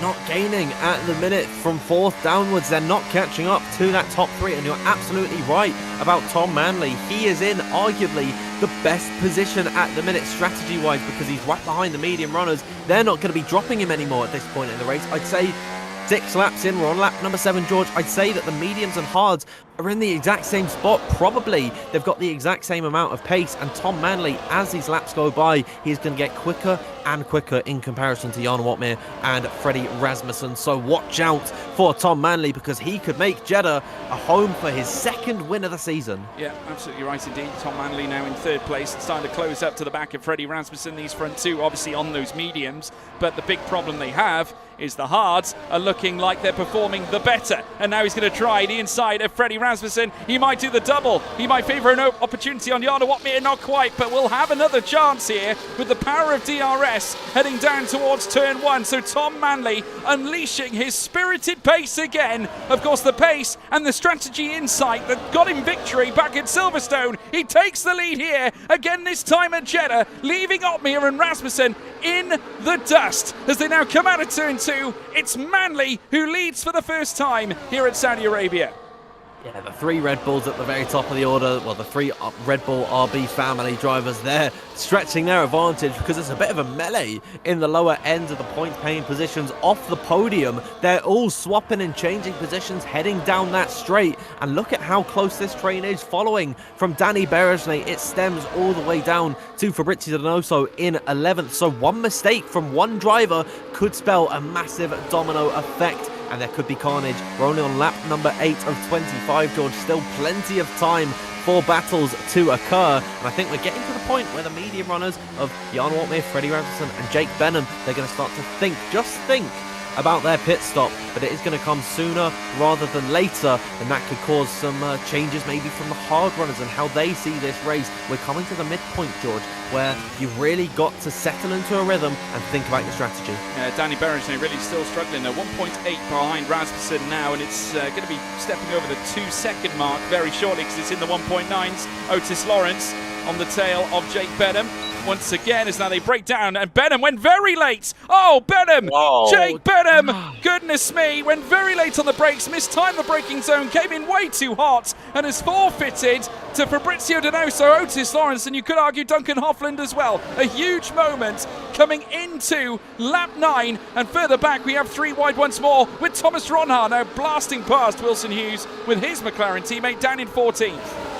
I mean, this is a fantastic race thus far. I'm not too sure what's actually happened with Thomas Ronhaar in this Grand Prix, George, because he was right behind Jake Benham at one point, and he was in this train, and now it's 2.1 seconds between 11th and 12th positions. So that bottom train, they've really lost touch with the points-paying positions of this Grand Prix, and with no safety car being enabled, it means they're going to have a really difficult time actually fighting their way up the order in this race. But anything can and anything will happen here in PSGL. They can't afford to give up now, but Thomas Ronhaar, Wilson Hughes, Lucas Blakely keeping it clean in their battle. I think it's subsided for the time being. They've just got to focus on catching up to Jake Benham. Yeah, they certainly do.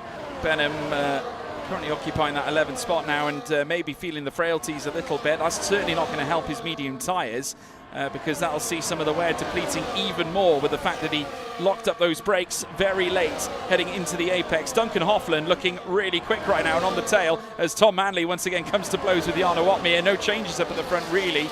Of course they may be swapping for the lead up at the front, but you factor in that there's a lot of teamwork being done there in amongst the top three, with a gap now at a staggering 2.1 seconds between them now, as Freddie Rasmussen now gets past Jarno Opmeer.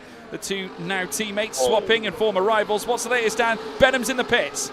It's Benham into the pit lane, lots of battling into that first corner. Duncan Hoffland nearly into the back of Brendan Lee. Brendan Lee is through on Declan Barrett, and they're side by side through this first sector, which has already seen taking the race of two drivers. They're still wheel to wheel through here. Duncan Hoffland sticking his nose in. He'll go around the outside of Brendan Lee. This is brilliant battling at the minute, and somehow, some way, they all remain as they were. Yeah, very, very good effort there from Duncan Hoffland to try and pin down Brendan Lee for a move for P7. Lee holding on to that 7th place. All this allowing Declan Barrett to run away with that 6th spot, and can now focus on Pookie in front of him as now they head down in towards Sector 2, or they're now in the main part, or the main portion of Sector 2 here. As we now watch Duncan Hoffland once again, we're right on board here with the Dutchman, who is still nursing a decent level of pace. He's on the hard tyres, 2 tenths ahead of one Otis Lawrence. The gaps are minimal in between this bunch, thinner than a fly's eyelash, and Hoffland now is on the attack. Brendan Lee forfeiting perhaps a little bit of slipstream here, because Barrett has carried on through the field and is in pursuit here of Isfan Pookie. A look down the inside here once again from Duncan Hoffland. Obviously no concerns with Jake Benham going up his inside. Lucas Blakely battling with Thomas Ronhaar and has come out on top in that fight as well. But it's all about Big Dunk, who now looks for a slam dunk coming in towards turn 1, but Otis Lawrence might take them both. He's going to go up the inside, coming through turn 1. The car all dressed in pink meets the one in orange. Can Lawrence come out on top? Not quite. Hoffland trying to fight back, but Otis once more coming through the first sector and sits now in 7th place. A big smile dawned across my face, and I'm sure in the helmet of Otis Lawrence as well. That was such a crafty manoeuvre. Brendan Lee and Duncan Hoffland fighting into that first corner. Defending the inside line was Brendan Lee. Otis Lawrence took advantage and went for that move. He got 2 into that one corner. Brilliant stuff from Otis there. Well played from Duncan as well, and a decent defence as well from Brendan Lee. I'd say, George, all 3 drivers in that battle, that mini little skirmish they had, top marks from all of them. Yeah, fabulous racing, and exactly what we've come to expect from PSGL at the highest level. Fabrizio Donoso now coming and looming large in a battle with Brendan Lee, 2 drivers that went for the title in 2017. It was Lee who came out on top, but Donoso has his number coming in towards the very fast left and right, coming into Sector 3. So the Chilean now moves into the top 10, well and truly within the top 10 with Brendan Lee on the bubble, but he has got respite because there's 2.7 seconds separating he and Lucas Blakely further back. Meanwhile, up at the front, we now have Freddie Rasmussen weaving on the straights as he now heads into the pits, and look who's joining him. I think it's Jarno Opmeer and Rasmussen coming into the pits together.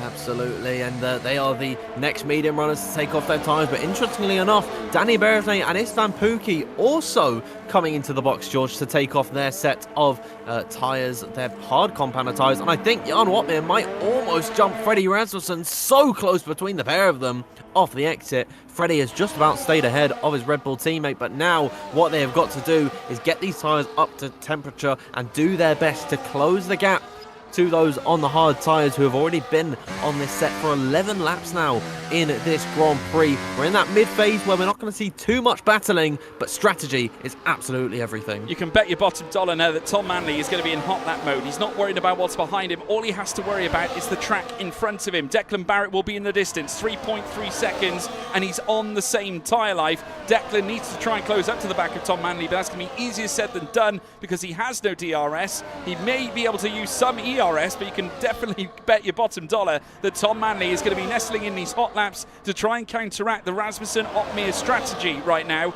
So let's wait and see when Tom Manley pits. It's going to be really interesting to see when he comes out and what position he comes out into. Will he consolidate a lead advantage? Because those hard tyres are still going to be useful. More and more cars now squabbling further back. Just look at this in the midfield. We've got Thomas Ronhaar losing out. He's lost out to Will Lewis. Lucas Blakely has moved further up. Ruben Pedreño and Wilson Hughes leading this train with even more battling further up as Otis Lawrence now has a look up the inside here on with Declan Barrett. Duncan Hoffland in the mix of all this too. Lawrence holds on to second. Declan Barrett in third, but for how much longer? Because here comes Hoffland.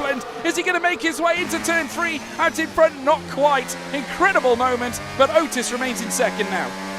You don't know where to look anywhere on circuit. In that train further back behind, it's Wilson Hughes, the big beneficiary there now into P7.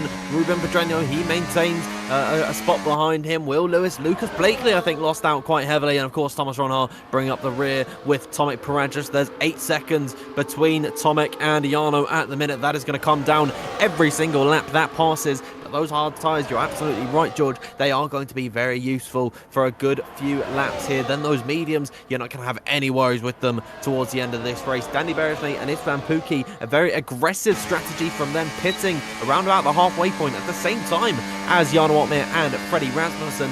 But their medium tyres towards the end, they're going to be absolutely shot for the time being. They will be the quickest drivers on circuit. Yeah, that 13 of 25. We haven't quite nestled ourselves in the halfway stage just yet, as we can now see some fanning out further up, as now Otis Lawrence needs to go defensive against Declan Barrett. Down the inside comes Donoso. Great move there for Fabrizio Donoso. He's now trying to move up in alongside Duncan Hoffland. Didn't quite work coming through the final corner, but kept Brendan Lee in check, that's for sure. But they are going to go wheel to wheel. Declan Barrett here on Otis Lawrence. Further back, there is Donoso. He's having a look this time on Duncan Hoffland. Can't quite do it. Hoffland did a great job of defending that 4th place.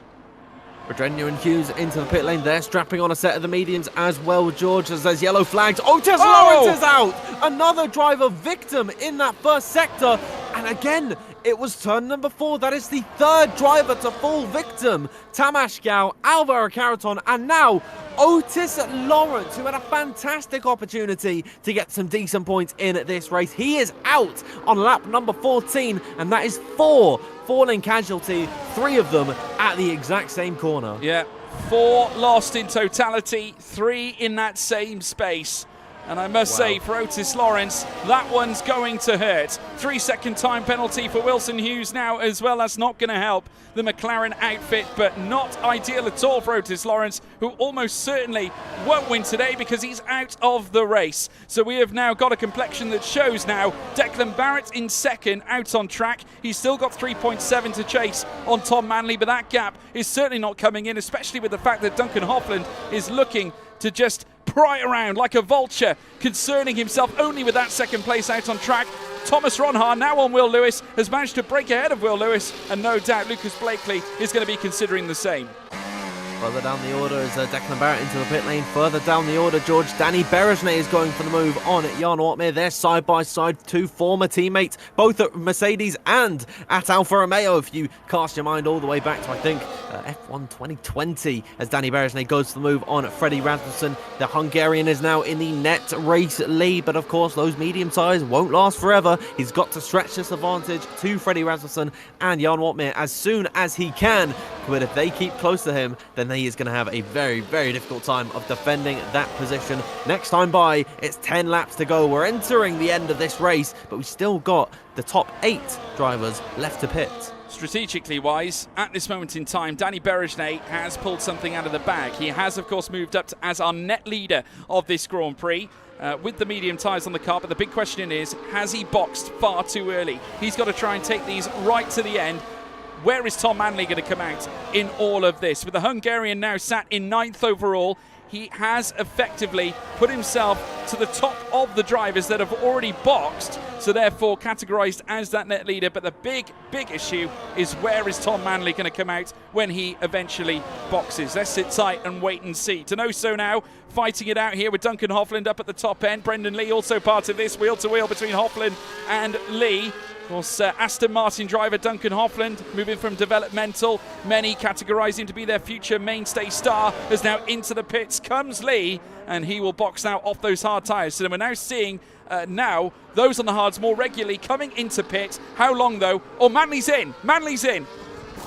Tom Manley into the pit lane. We'll see where he emerges. I'd imagine it's going to be in and around the area behind Declan Barrett and Jake Benham. They're exiting the pit lane now. He actually gets to cut out turn number 1, and he's going to be a decent ways ahead of Declan Barrett. Tom Manley is only 1.5 seconds. That's a second and a half from the lead train at the minute on fresh medium tyres.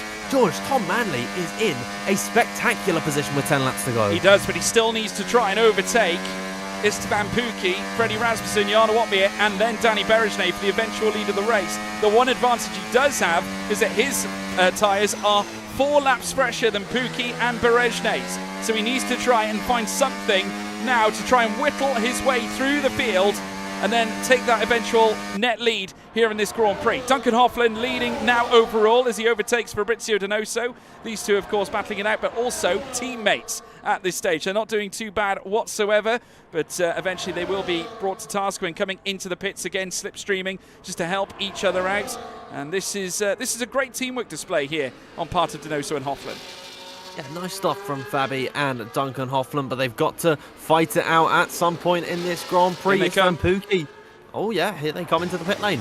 Yeah, coming into the box now, Fabrizio Donoso, and it's a 10-second time penalty for Fabrizio Donoso. Came in way too strong into the pits, and now all the rest of the runners coming through to join them as well. So we will see our net leaders become the race leaders now. It's Danny Berejnay who leads them in towards turn 1. He is our race leader, but Jarno Opmeer doing a stellar job on those hard tyres to stay in proximity of his former teammate, Hungarian Danny Berejnay.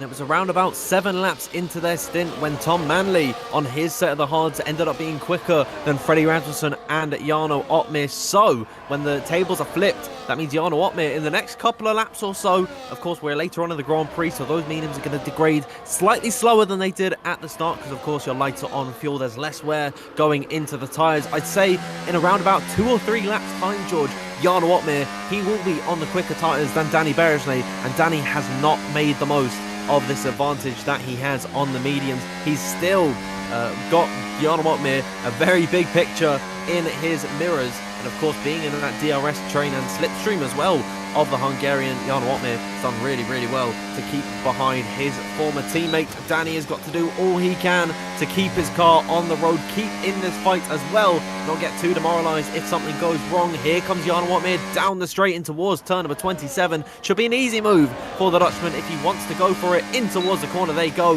Happy to sit behind for the time being is Jarno Opmeer. Yeah, doesn't have to worry about it right now, but might look to make the move heading down in towards turn 1. Though this could be his attempts at tyre saving in this second stint, but then at the same time doesn't want to sacrifice his track position to those in behind as well. Tom Manley has brushed past Freddie Rasmussen and moved into 4th, so a great move there for Tom Manley, and is picking his way through the field on those faster medium tyres, 4 lap fresher than Pukki, who sits in front of him now, and Berejnay, who leads this race. So it's starting to get spicy.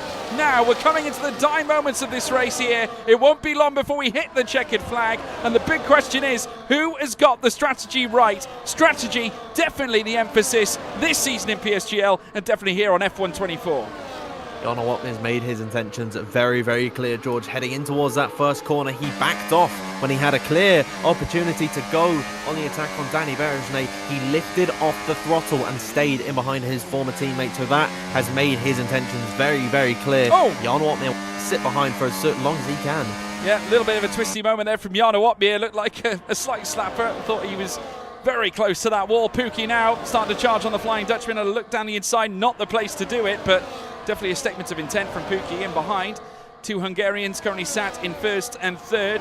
Got Manley there down in 4th as well, who's coming into this fight, and he's going to have a look round the outside as well. This could be an audacious attempt. God. They're going to go full wide, heading in towards turn 27. Opmeer in the inside, Berejnay in the middle. Round the outside as well as Van Pukki. Tom Manley looking to pick up the scraps. Manley into 3rd, but now as they rush down towards turn 1, fanning out comes Jarno Opmeer as he looks to challenge former teammate Danny Berejnay. Can he do it, or will it be Manley? Late on the brakes from Manley as they come in towards turn 1. Opmeer has the lead. Opmeer leads. Pukki and Manley on the escape.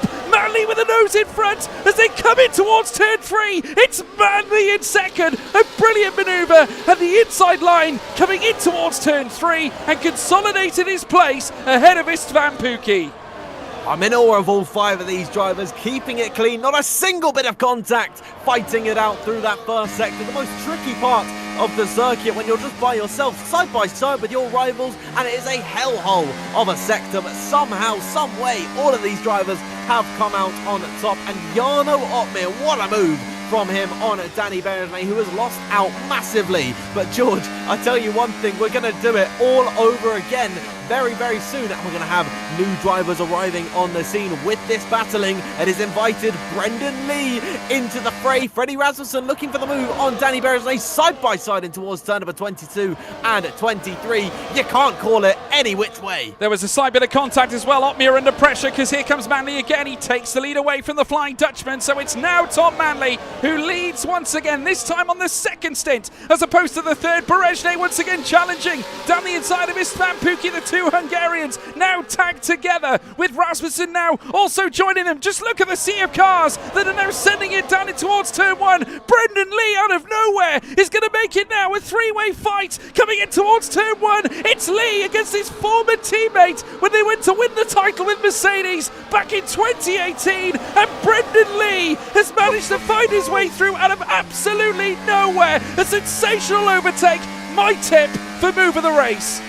He's always in the right place at the right time. That is vintage Brendan Lee there, rolling back the years. You'd have thought that he was fighting for the title a year or two ago. It's been 7 years since his first championship in 2017, and he's still scrapping it like he's a young man on the circuit. How many drivers do we have in a DRS train? It is 10, George Number, the top 10 in this race. Absolutely brilliant. Tom Manley leading the train and stretching his advantage to Jarno Otmir, but you still can't call this race this time by. It's going to be 5 laps to go. Here's Duncan Hoffland on Freddie Rasmussen, who continues once again to fall down the order. It's a very, very sad sight to see. Freddie Rasmussen down to 8th from starting on pole. Yeah, Freddie Rasmussen getting attacked by a sea of piranhas further down the order. It has now lost yet another place with Donoso moving up to 8th as well. And here comes Jake Benham, who's also going to head into the fight and has actually managed to dislodge Rasmussen and taken 9th away. And look, Otmir struggling for pace perhaps. He is not as close to Manley as perhaps he would have liked. And Brendan Lee looming closer. Incredible performance from Brendan Lee. Second twice over already this season. First time at Bahrain, second time last week at Japan, now sits on the podium for a third time this season so far, and could yet hit the heights of the top step of the podium. But first of all, needs to get past Jarno Otmir on his 9-lap-old hards. They don't seem to be working here in this second stint, and Manley is careering away, or at least not losing any delta whatsoever. But the big question is, can Lee both dislodge Otmir and then take Manley with only 4 or so laps to go? It was a difficult first sector for Brendan Lee. He's lost a bit of time to the Flying Dutchman, and he might have to look at Danny Berejne in his mirrors. 4-lap fresher tyres strapped on to the Kick Sauber car of Brendan Lee. Declan Barrett looking to get in the fray as well. Duncan Hoffland only 4 laps on his medium tyres. These guys have great opportunities to scrap it out with the likes of Danny Berejne and Istvan Pukki, who are really going to be feeling the effects of tyre wear at this point. Back to back to back DRS zones for Jarno Otmir, George, will allow for him to close that gap to Tom Manley, and it will also invite Brendan Lee ever that closer. Yeah, and he was so close to losing DRS was Jarno Otmir. Is now look at this, Duncan Hoffland now also in a fight in his own right down the inside of Istvan Pukki, coming through turn 27. A little bit of contact made, but Hoffland doing enough to withstand the pressure, and Declan Barrett also sticking his oar into the fight as well, looking for P6, but they're going to go 3 wide because Donoso also fancies a move of his own as they head in towards turn 1. Pukki losing out to Barrett, or is he? Side by side now once again between these two as they come out of turn 2 towards turn 3 this time. Pukki managing to keep Barrett down, but the gap between the front 3, it has come right down. Manley forfeiting that little bit of delta. If he broke the slipstream, if he broke the DRS, it would have put him in a better place. Ronha though is out coming out of turn 1, or is that in the pits? No, I think that's on track.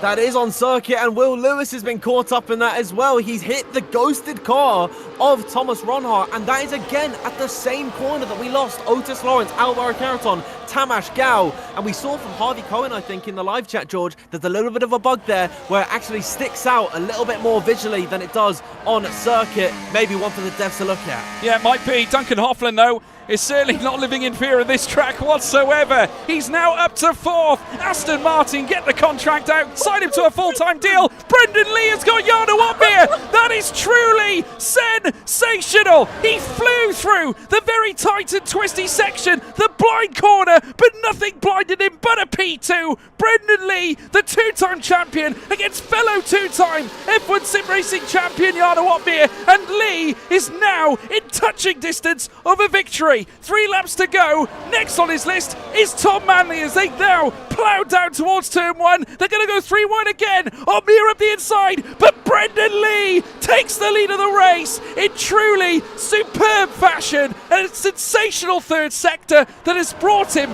right into the dance.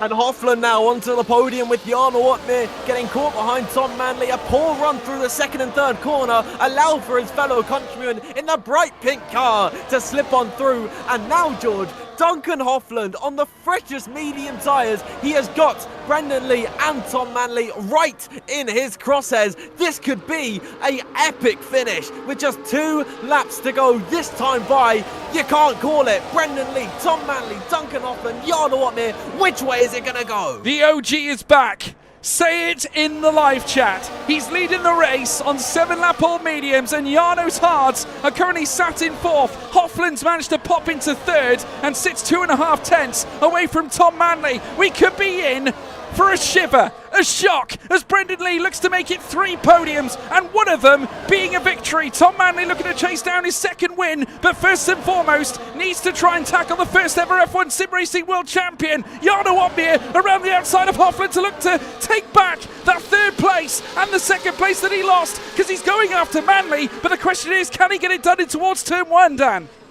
Into that first corner, here they come. Jarno Opmeer looking for the move on Tom Manley. They're going for it on Brendan Lee as well. On towards the 24th lap of this race. Duncan Hofland looking down the inside of Jarno Opmeer through turn number 2 and turn number 3 with the fresher medium tyres strapped onto the pink car. Duncan Hofland will get ahead of Jarno Opmeer. Now 2 laps to go in this Grand Prix. Which way is it going to go? Brendan Lee maintains his lead in this Grand Prix ahead of Tom Manley, but who is going to be the one to win it all at the end of this one? Of course, Tom Manley with the DRS in hand. The ball is in his court, and of course the ERS is definitely going to come into play, because one thing, George, I've just noticed is that Brendan Lee flashing, harvesting at the minute. They are saving everything for this final lap. Yeah, he's not alone. Tom Manley doing exactly the same. Duncan Hofland, Jarno Opmeer is waiting in the wings. Is it going to be the case that the hard tyres come alive in this penultimate lap phase into the final lap? Donoso, though, is going to give him a headache, because he's now tracking the Flying Dutchman. But now the Dutchman looking to spring a trap in his own right, as also his fellow Dutch counterpart Duncan Hofland with a switchback coming out of the blind section. He caught Manley unawares. Unbelievable.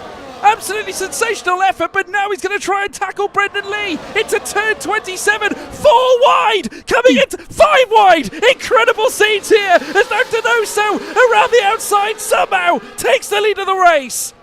Oh my word, there's yellow flags. Someone's come a cropper somewhere along the circuit. How about that? Fabrizio Donoso making 4 places into 1 corner. Something tells me, though, that that was the plan of all of these drivers. Fabrizio Donoso leads this race ahead of Duncan Hofland now in 2nd. Tom Manley 3rd. Brendan Lee down to 4th. You've got to think 2nd place, George. That is the spot that you want to be on through the final few corners, because, of course, that back-to-back DRS zone is going to be pivotal for the end of this race. Well, I tell you now, Freddie Rasmussen's out of the race. He is retired. We will not be seeing the Great Dane finish this one whatsoever. But could Fabrizio Donoso take an unlikely win? Of course, he has got a penalty that will go against him, but Duncan Hofland's in touching distance of this, as is Tom Manley, as is Brendan Lee. Final lap, and we're coming through the final sector. Donoso trying to check out. He has got what looks to be a stop-go penalty of sorts. He's had 3 warnings, but according to my screen, a stop-go penalty in my telemetry. Now, whether this is going to affect things at the very end, we'll have to wait and see. Obviously, that will be, I think, 3 seconds when he crosses the start-finish line. But let's wait. Obviously, Duncan Hofland waiting in the wings is going to have a chance with DRS as he now sprints down towards the final corner. Hofland made it look so easy. And what a great team effort there from Donoso and Hofland. They have pulled a worldie here this time in Saudi Arabia. But here comes Manley, who's going to look to try and take it up towards the line. Duncan Hofland with a historic, sensational first win of the season. He wins here at Jeddah. It's Aston Martin on top. Tom Manley yet another podium, and Brendan Lee on the podium for a 3rd time. Oh my word, what a way to finish this race. It was Duncan Hoffland, George, of all people. I tell you what, he was not on anyone's betting slip heading into this one. It was all about Freddie, Jarno, Tom. Red Bull looked so strong from the start. But who would have guessed it that we would have seen a race finish in such a fashion? Duncan Hoffland winning this race ahead of Tom Manley. Brendan Lee back on the podium. Of course, Fabrizio Donoso third on circuit. He had that 10-second time penalty, a backflip. Wow, from Duncan Hoffland on the podium. I mean, that was just that was clinical stuff from Aston Martin. A masterclass performance from there, and I'm going to use your phrase here, George. It was a slam dunk race today from him. It was a slam dunk from Big Dunk. He hopped from the three-point line and came in with a sole effort to try and pivot his way to the top, and he has just done it in truly outrageous fashion. I want to see slam dunks in the live chat, everybody. Let us know. Slam dunks, come on, let's get you guys typing. What a race! Right through from start to finish, strategy battles, we saw it all, but I would have to say we did catch it briefly. Donoso and Hoffland were working together through the course of that race, and it's worked for them. They've managed to utilise the slipstream. Fabrizio made it possible for Hoffland to challenge, and just look at the results. There we have it. Slam dunk indeed for Big Dunk Duncan Hoffland. He wins this race off the back of starting P9. I said watch out for him. Tom Manley in second, Brendan Lee in third, Danny Berejnay in fourth, Jarno Opmeer fifth, Istvan Pukki in sixth, Declan Barrett in P7, Jake Benham in eighth, Lucas Blakely ninth, Fabrizio Donoso in 10th place. He scores points. Truly great effort. Wilson Hughes in 11th, Tomek Parajic in 12th, Ruben Pedreño in 13th, Freddie Rasmussen 14th, Will Lewis 15th, Thomas Ronhaar 16th, Otis Sainz, of course, all these guys were DNFs towards the rear of the field. So there we have it. But wow! My God! Oh.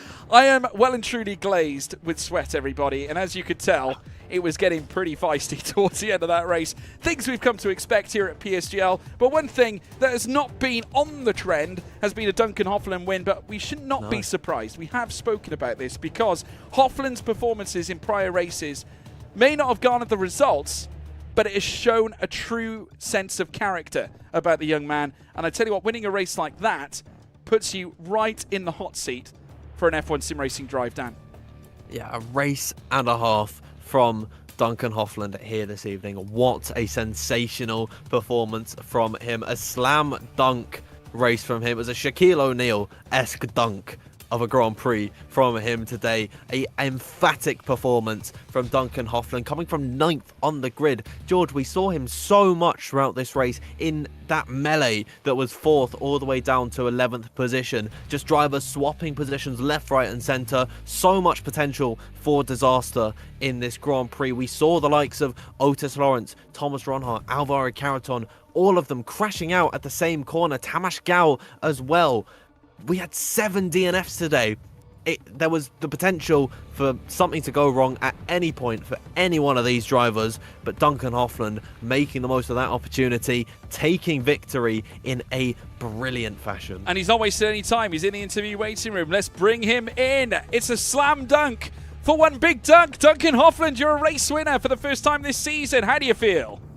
Yeah, it's yeah, it was amazing, man. Thank you very much. It was absolute insane race. That final couple of laps were very tough, but I was lucky that Fabrizio managed to get to the lead, so we could work together there at the end, and yeah, it feels good. Well, I mean, it wasn't just you working hard. You made us work hard in the commentary box. That was truly unbelievable. Some illustrious moves as well. I mean, we got to talk about that blind corner coming through towards Sector 3. You might know about the one I'm talking about. Very risky, pulling off a move around that portion of circuit. It just seemed that race was a free-for-all towards the end. Oh, absolutely. Yeah, it was, even though, for example, Jarno was on hards, and then I got easily passed, and then the next lap he blasts his ERS and gets passed again. So it was constantly swapping around. It was just trying to keep within the top 3, as that's just the position where you want to be in the final 2 laps, I would say. So yeah, it was like a chess game, just positioning yourself in the right spot for the final couple of laps, and luckily it worked out perfectly with Fabrizio as well. So yeah, amazing. Yeah, truly amazing. And a great effort as well in terms of teamwork between you and Fabrizio Donoso, I thought, because we could see you guys almost slipstreaming, working together with each other. Was that planned? Was that premeditated ahead of the race? Well, of course, we are in both in Aston Martin, so we always help each other when we can. And we also communicate during the race, so yeah, it was basically perfect. Obviously, when he goes for a move, he tries to give me slipstream after to follow through and etc. So very unfortunate for him getting that time penalty in the pit lane. Otherwise, it would have been a really good result for Aston. Maybe we could have got a 1-2 at the end there, but still very happy. Yeah, of course. We all remember Donoso actually speeding into the pit lane, unfortunately just missing the timing line and therefore being given a time penalty. But hey, Duncan, we were alluding to your previous form, and we would go back to Bahrain. Whilst the result necessarily didn't correspond, there was a lot to take from it, I think, on your part. Do you feel like this game suits you? Do you think that the way the car drives fits your driving style? Because it definitely seems that you've picked up some speed in recent times. Yeah, well, to be honest, of course, at the start of when the game came out, there were a lot of issues and many guys were not playing, and I think I'm on the most hours out of everyone. I've sweated a bit too much this game already, but that definitely helped me with having this pace at the moment. And I think in the race, there's happening so much, so you can start last and still get a good result, and I think that's what my strength is, just a race in scenarios where like 3 wide, 4 wide. Obviously I'm doing a lot of open lobbies in my streams as well, and I think that just helps with these kind of scenarios in the races. Yeah, it definitely helps with the preparation, but no one prepared us for a race like that. Truly unbelievable scenes, Duncan. Thank you so much for joining us. Congratulations on the win.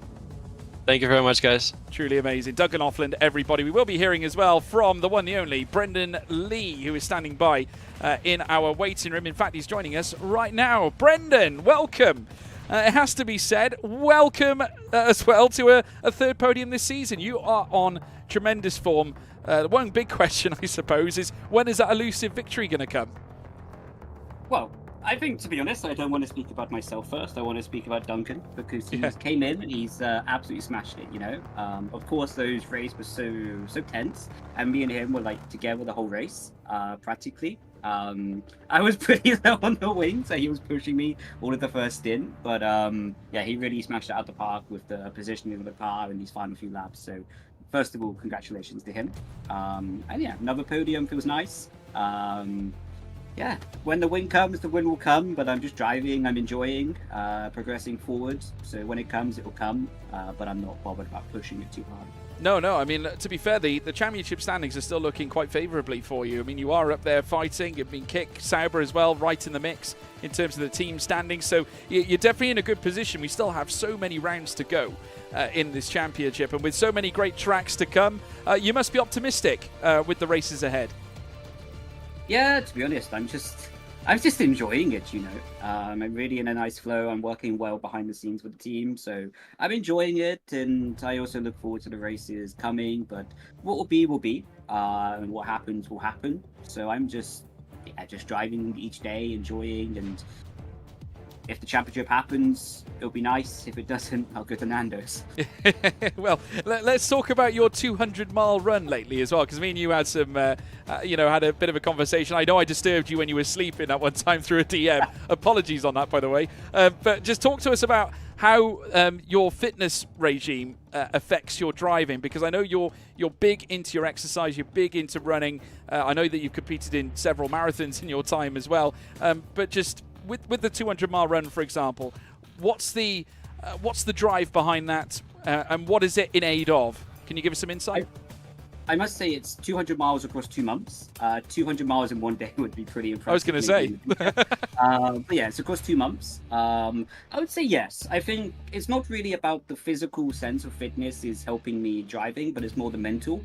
It's about just being out there for multiple hours running and just to process the mind. I think when we're stuck inside so much, just looking at a computer screen, going around laps and apexes and lap times and blah, blah, blah, blah, blah, it can all just wind down in the brain quite a lot. So just to go out running, I do at the moment like 2 to 3 half marathons per week. And it's going to continue to ramp up. I have some plans after the season. I don't want to say them just yet, but it's going to be a very, very, very long run, and going to do it in aid of charity. Let me just say it's going to be above 800 miles. Wow. Well, I tell you what, we can't wait for that one. Man who never turns down a challenge, Brendan Lee, and I doubt the challenge of winning this crown is certainly not too far away. Obviously, congratulations, Brendan. A third podium, a massive success, and obviously we look forward to seeing how you get on next time. Thank you very much. I can't see you, but I hope you're wearing your blazer stuff. I'm afraid I'm not. I'm going to let you down. Disappointing. Okay, here's the deal. I'll get the win eventually, and then you wear the blazer. I think it's a good deal. I promise. I'll wear it. I'll wear it for your victory. Even if you win, I'll make the effort of going to my wardrobe and pulling it out. Not a problem. My guy. Cheers, Dan. Cheers, George. Lovely, guys. Cheers. Yeah, lovely speaking to you. Brendan Lee, everybody. Top man as always. What a human being. We're going to bring his 2017 title nemesis in with us as well. Fabrizio Donoso Delgado. Where on earth did you come from in that final sector? I mean, obviously, first of all, gutted, of course, for the time penalty going into the pits, because had that not had happened, you could have been a winner here tonight. Good evening, first of all, to everyone. Yeah, I mean, we knew that we had a really good race pace going into the race. We were really confident with going long, especially because we were together. We weren't slowing each other down when we went extra long. So yeah, lap 16 was kind of obvious for us. And from there, yeah, I just had a moment of inattention. To be fair, my brain turned off going into the pit. It went on holiday. It went on holiday. Yeah, I was gutted for that, but I knew that we were still on for a good result with Duncan. So I think we played it perfectly, honestly, on that straight. I had, I think, the highest ERS going into that straight, so I knew that most likely I was going to be ahead of the wall pack, because I also was confident that we were quite low on wings. So yeah, I mean, going 1 and 2 on the last lap, I just told Duncan to create enough of a gap so he doesn't get overtaken by the cars behind going into the last straight. At the end, I think I got P3 on track, close with Brendan, but yeah, it doesn't matter with the penalty. Although I still got a point. Yeah. Even though I got 10 seconds, so I was surprised with that. But yeah, I mean, it's just a bit gutting, to be fair, because last week I also choked the podium in Australia, but at least the pace is really good, and we're showing that we're fighting at the top. I think that's exactly what you've got to take from it, isn't it? I think, you know, it may not have gone to plan in terms of what happened, in terms of events out on track, but in terms of your strategy and how you planned it, I saw you and Duncan working together. Obviously, I think providing each other some slipstream through the course of the race. Obviously, you didn't have to worry about double stacking or anything like that. It's all about finding that level of pace that will, you know, essentially put you to the front, and you definitely had it. Does this give you optimism heading through the rest of this championship, and also looking ahead even to F1 Esports? I mean, no doubt Duncan's going to play, I would imagine, a bigger role than ever for Aston Martin this season. Yeah. I mean, yeah, we're slowly going back into driving and preparing the league racing as much as we can. Obviously, it's not as much as esports. I think it's the same for everyone. Everyone is not on esports level preparation, I would say, but true. Yeah, I mean, you can see a lot of people driving anyways, so it's good. It's good to have this sort of pace now, to build it from now, so we can just continue with the momentum and learn what we're learning every race. So yeah, I mean, the plan is definitely stay active until whatever is going to be announced is announced, and yeah, just having fun, to be fair. Yeah, I mean, huge performance there, Fabrizio. Great effort as always, and you've essentially gifted Aston Martin a huge opportunity in this season's championship. Massive well done on your own performance. Gutting about the penalty, but great signs of things to come. Well done. Thank you. Bye-bye. Thank you ever so much. Fabrizio Donoso Delgado, everybody, a truly fabulous human being. and joining us here in the commentary box. And I'm sure, no doubt, we'll see more of him, I think, up at the top, Dan. Definitely good signs for the future at Aston Martin. Oh yeah, I mean, that was fantastic from the pair of them, and great team play from both Fabrizio and Duncan. Of course, Fabi, very unfortunate to get that 10-second time penalty. I feel it's so difficult to absolutely get right on, especially around Jeddah. You know, you're turning as you're coming into the braking point. It's really tricky to get absolutely right. And Fabrizio Denno, so unfortunately, coming a cropper there. But what could have been, you know, they could have had a double podium on the day, 1 and 3, I believe it was, at the line. So, yeah, big points missed out for Aston Martin, but a big win for Duncan Hoffland. I believe a maiden victory here, if I'm not mistaken, George, in PCF1. Got great experience here in PSGL, and Duncan Hoffland once again announcing himself for a second time this season. I would say edges himself right into the top end of the fight where it comes down to PCF1. So, and importantly, that gives us our 4th different race winner in 4 races already this season. So incredible. That trend will continue. In the meantime, folks, let's take you through the calendar for the rest of the season. Of course, we've just ticked Jeddah off our list. We'll be heading to Spa-Francorchamps on September 4th for round 5. We'll then follow that up with a trip to Mexico for round 6 on September 11th. Austria after that for round 7. Then Qatar, Las Vegas, Texas, then Brazil for the penultimate round, and then we take a trip to Abu Dhabi at Yas Marina for the grand finale on October 23rd. Make sure you make a note of these dates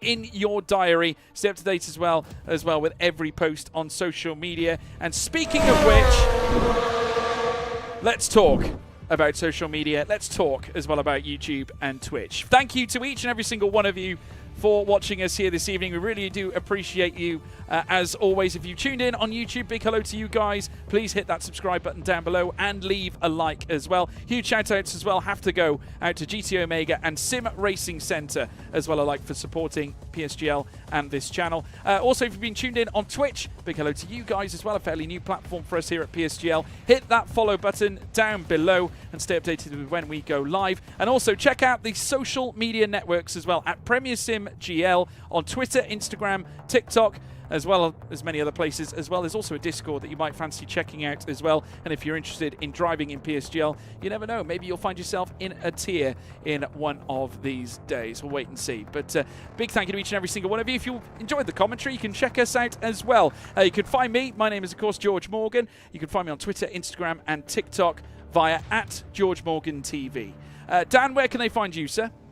It's the one place, of course, on Twitter, as usual. X if you prefer it. Danfield F1_. That's where you can find me. Well, there you have it, folks. 4 different winners in 4 races. The season could not get any tighter, and we've just witnessed a maiden victory in PCF1 for one slam dunk, Duncan Hoffland. The question is, can he do it again? Aston Martin, are they on the rise?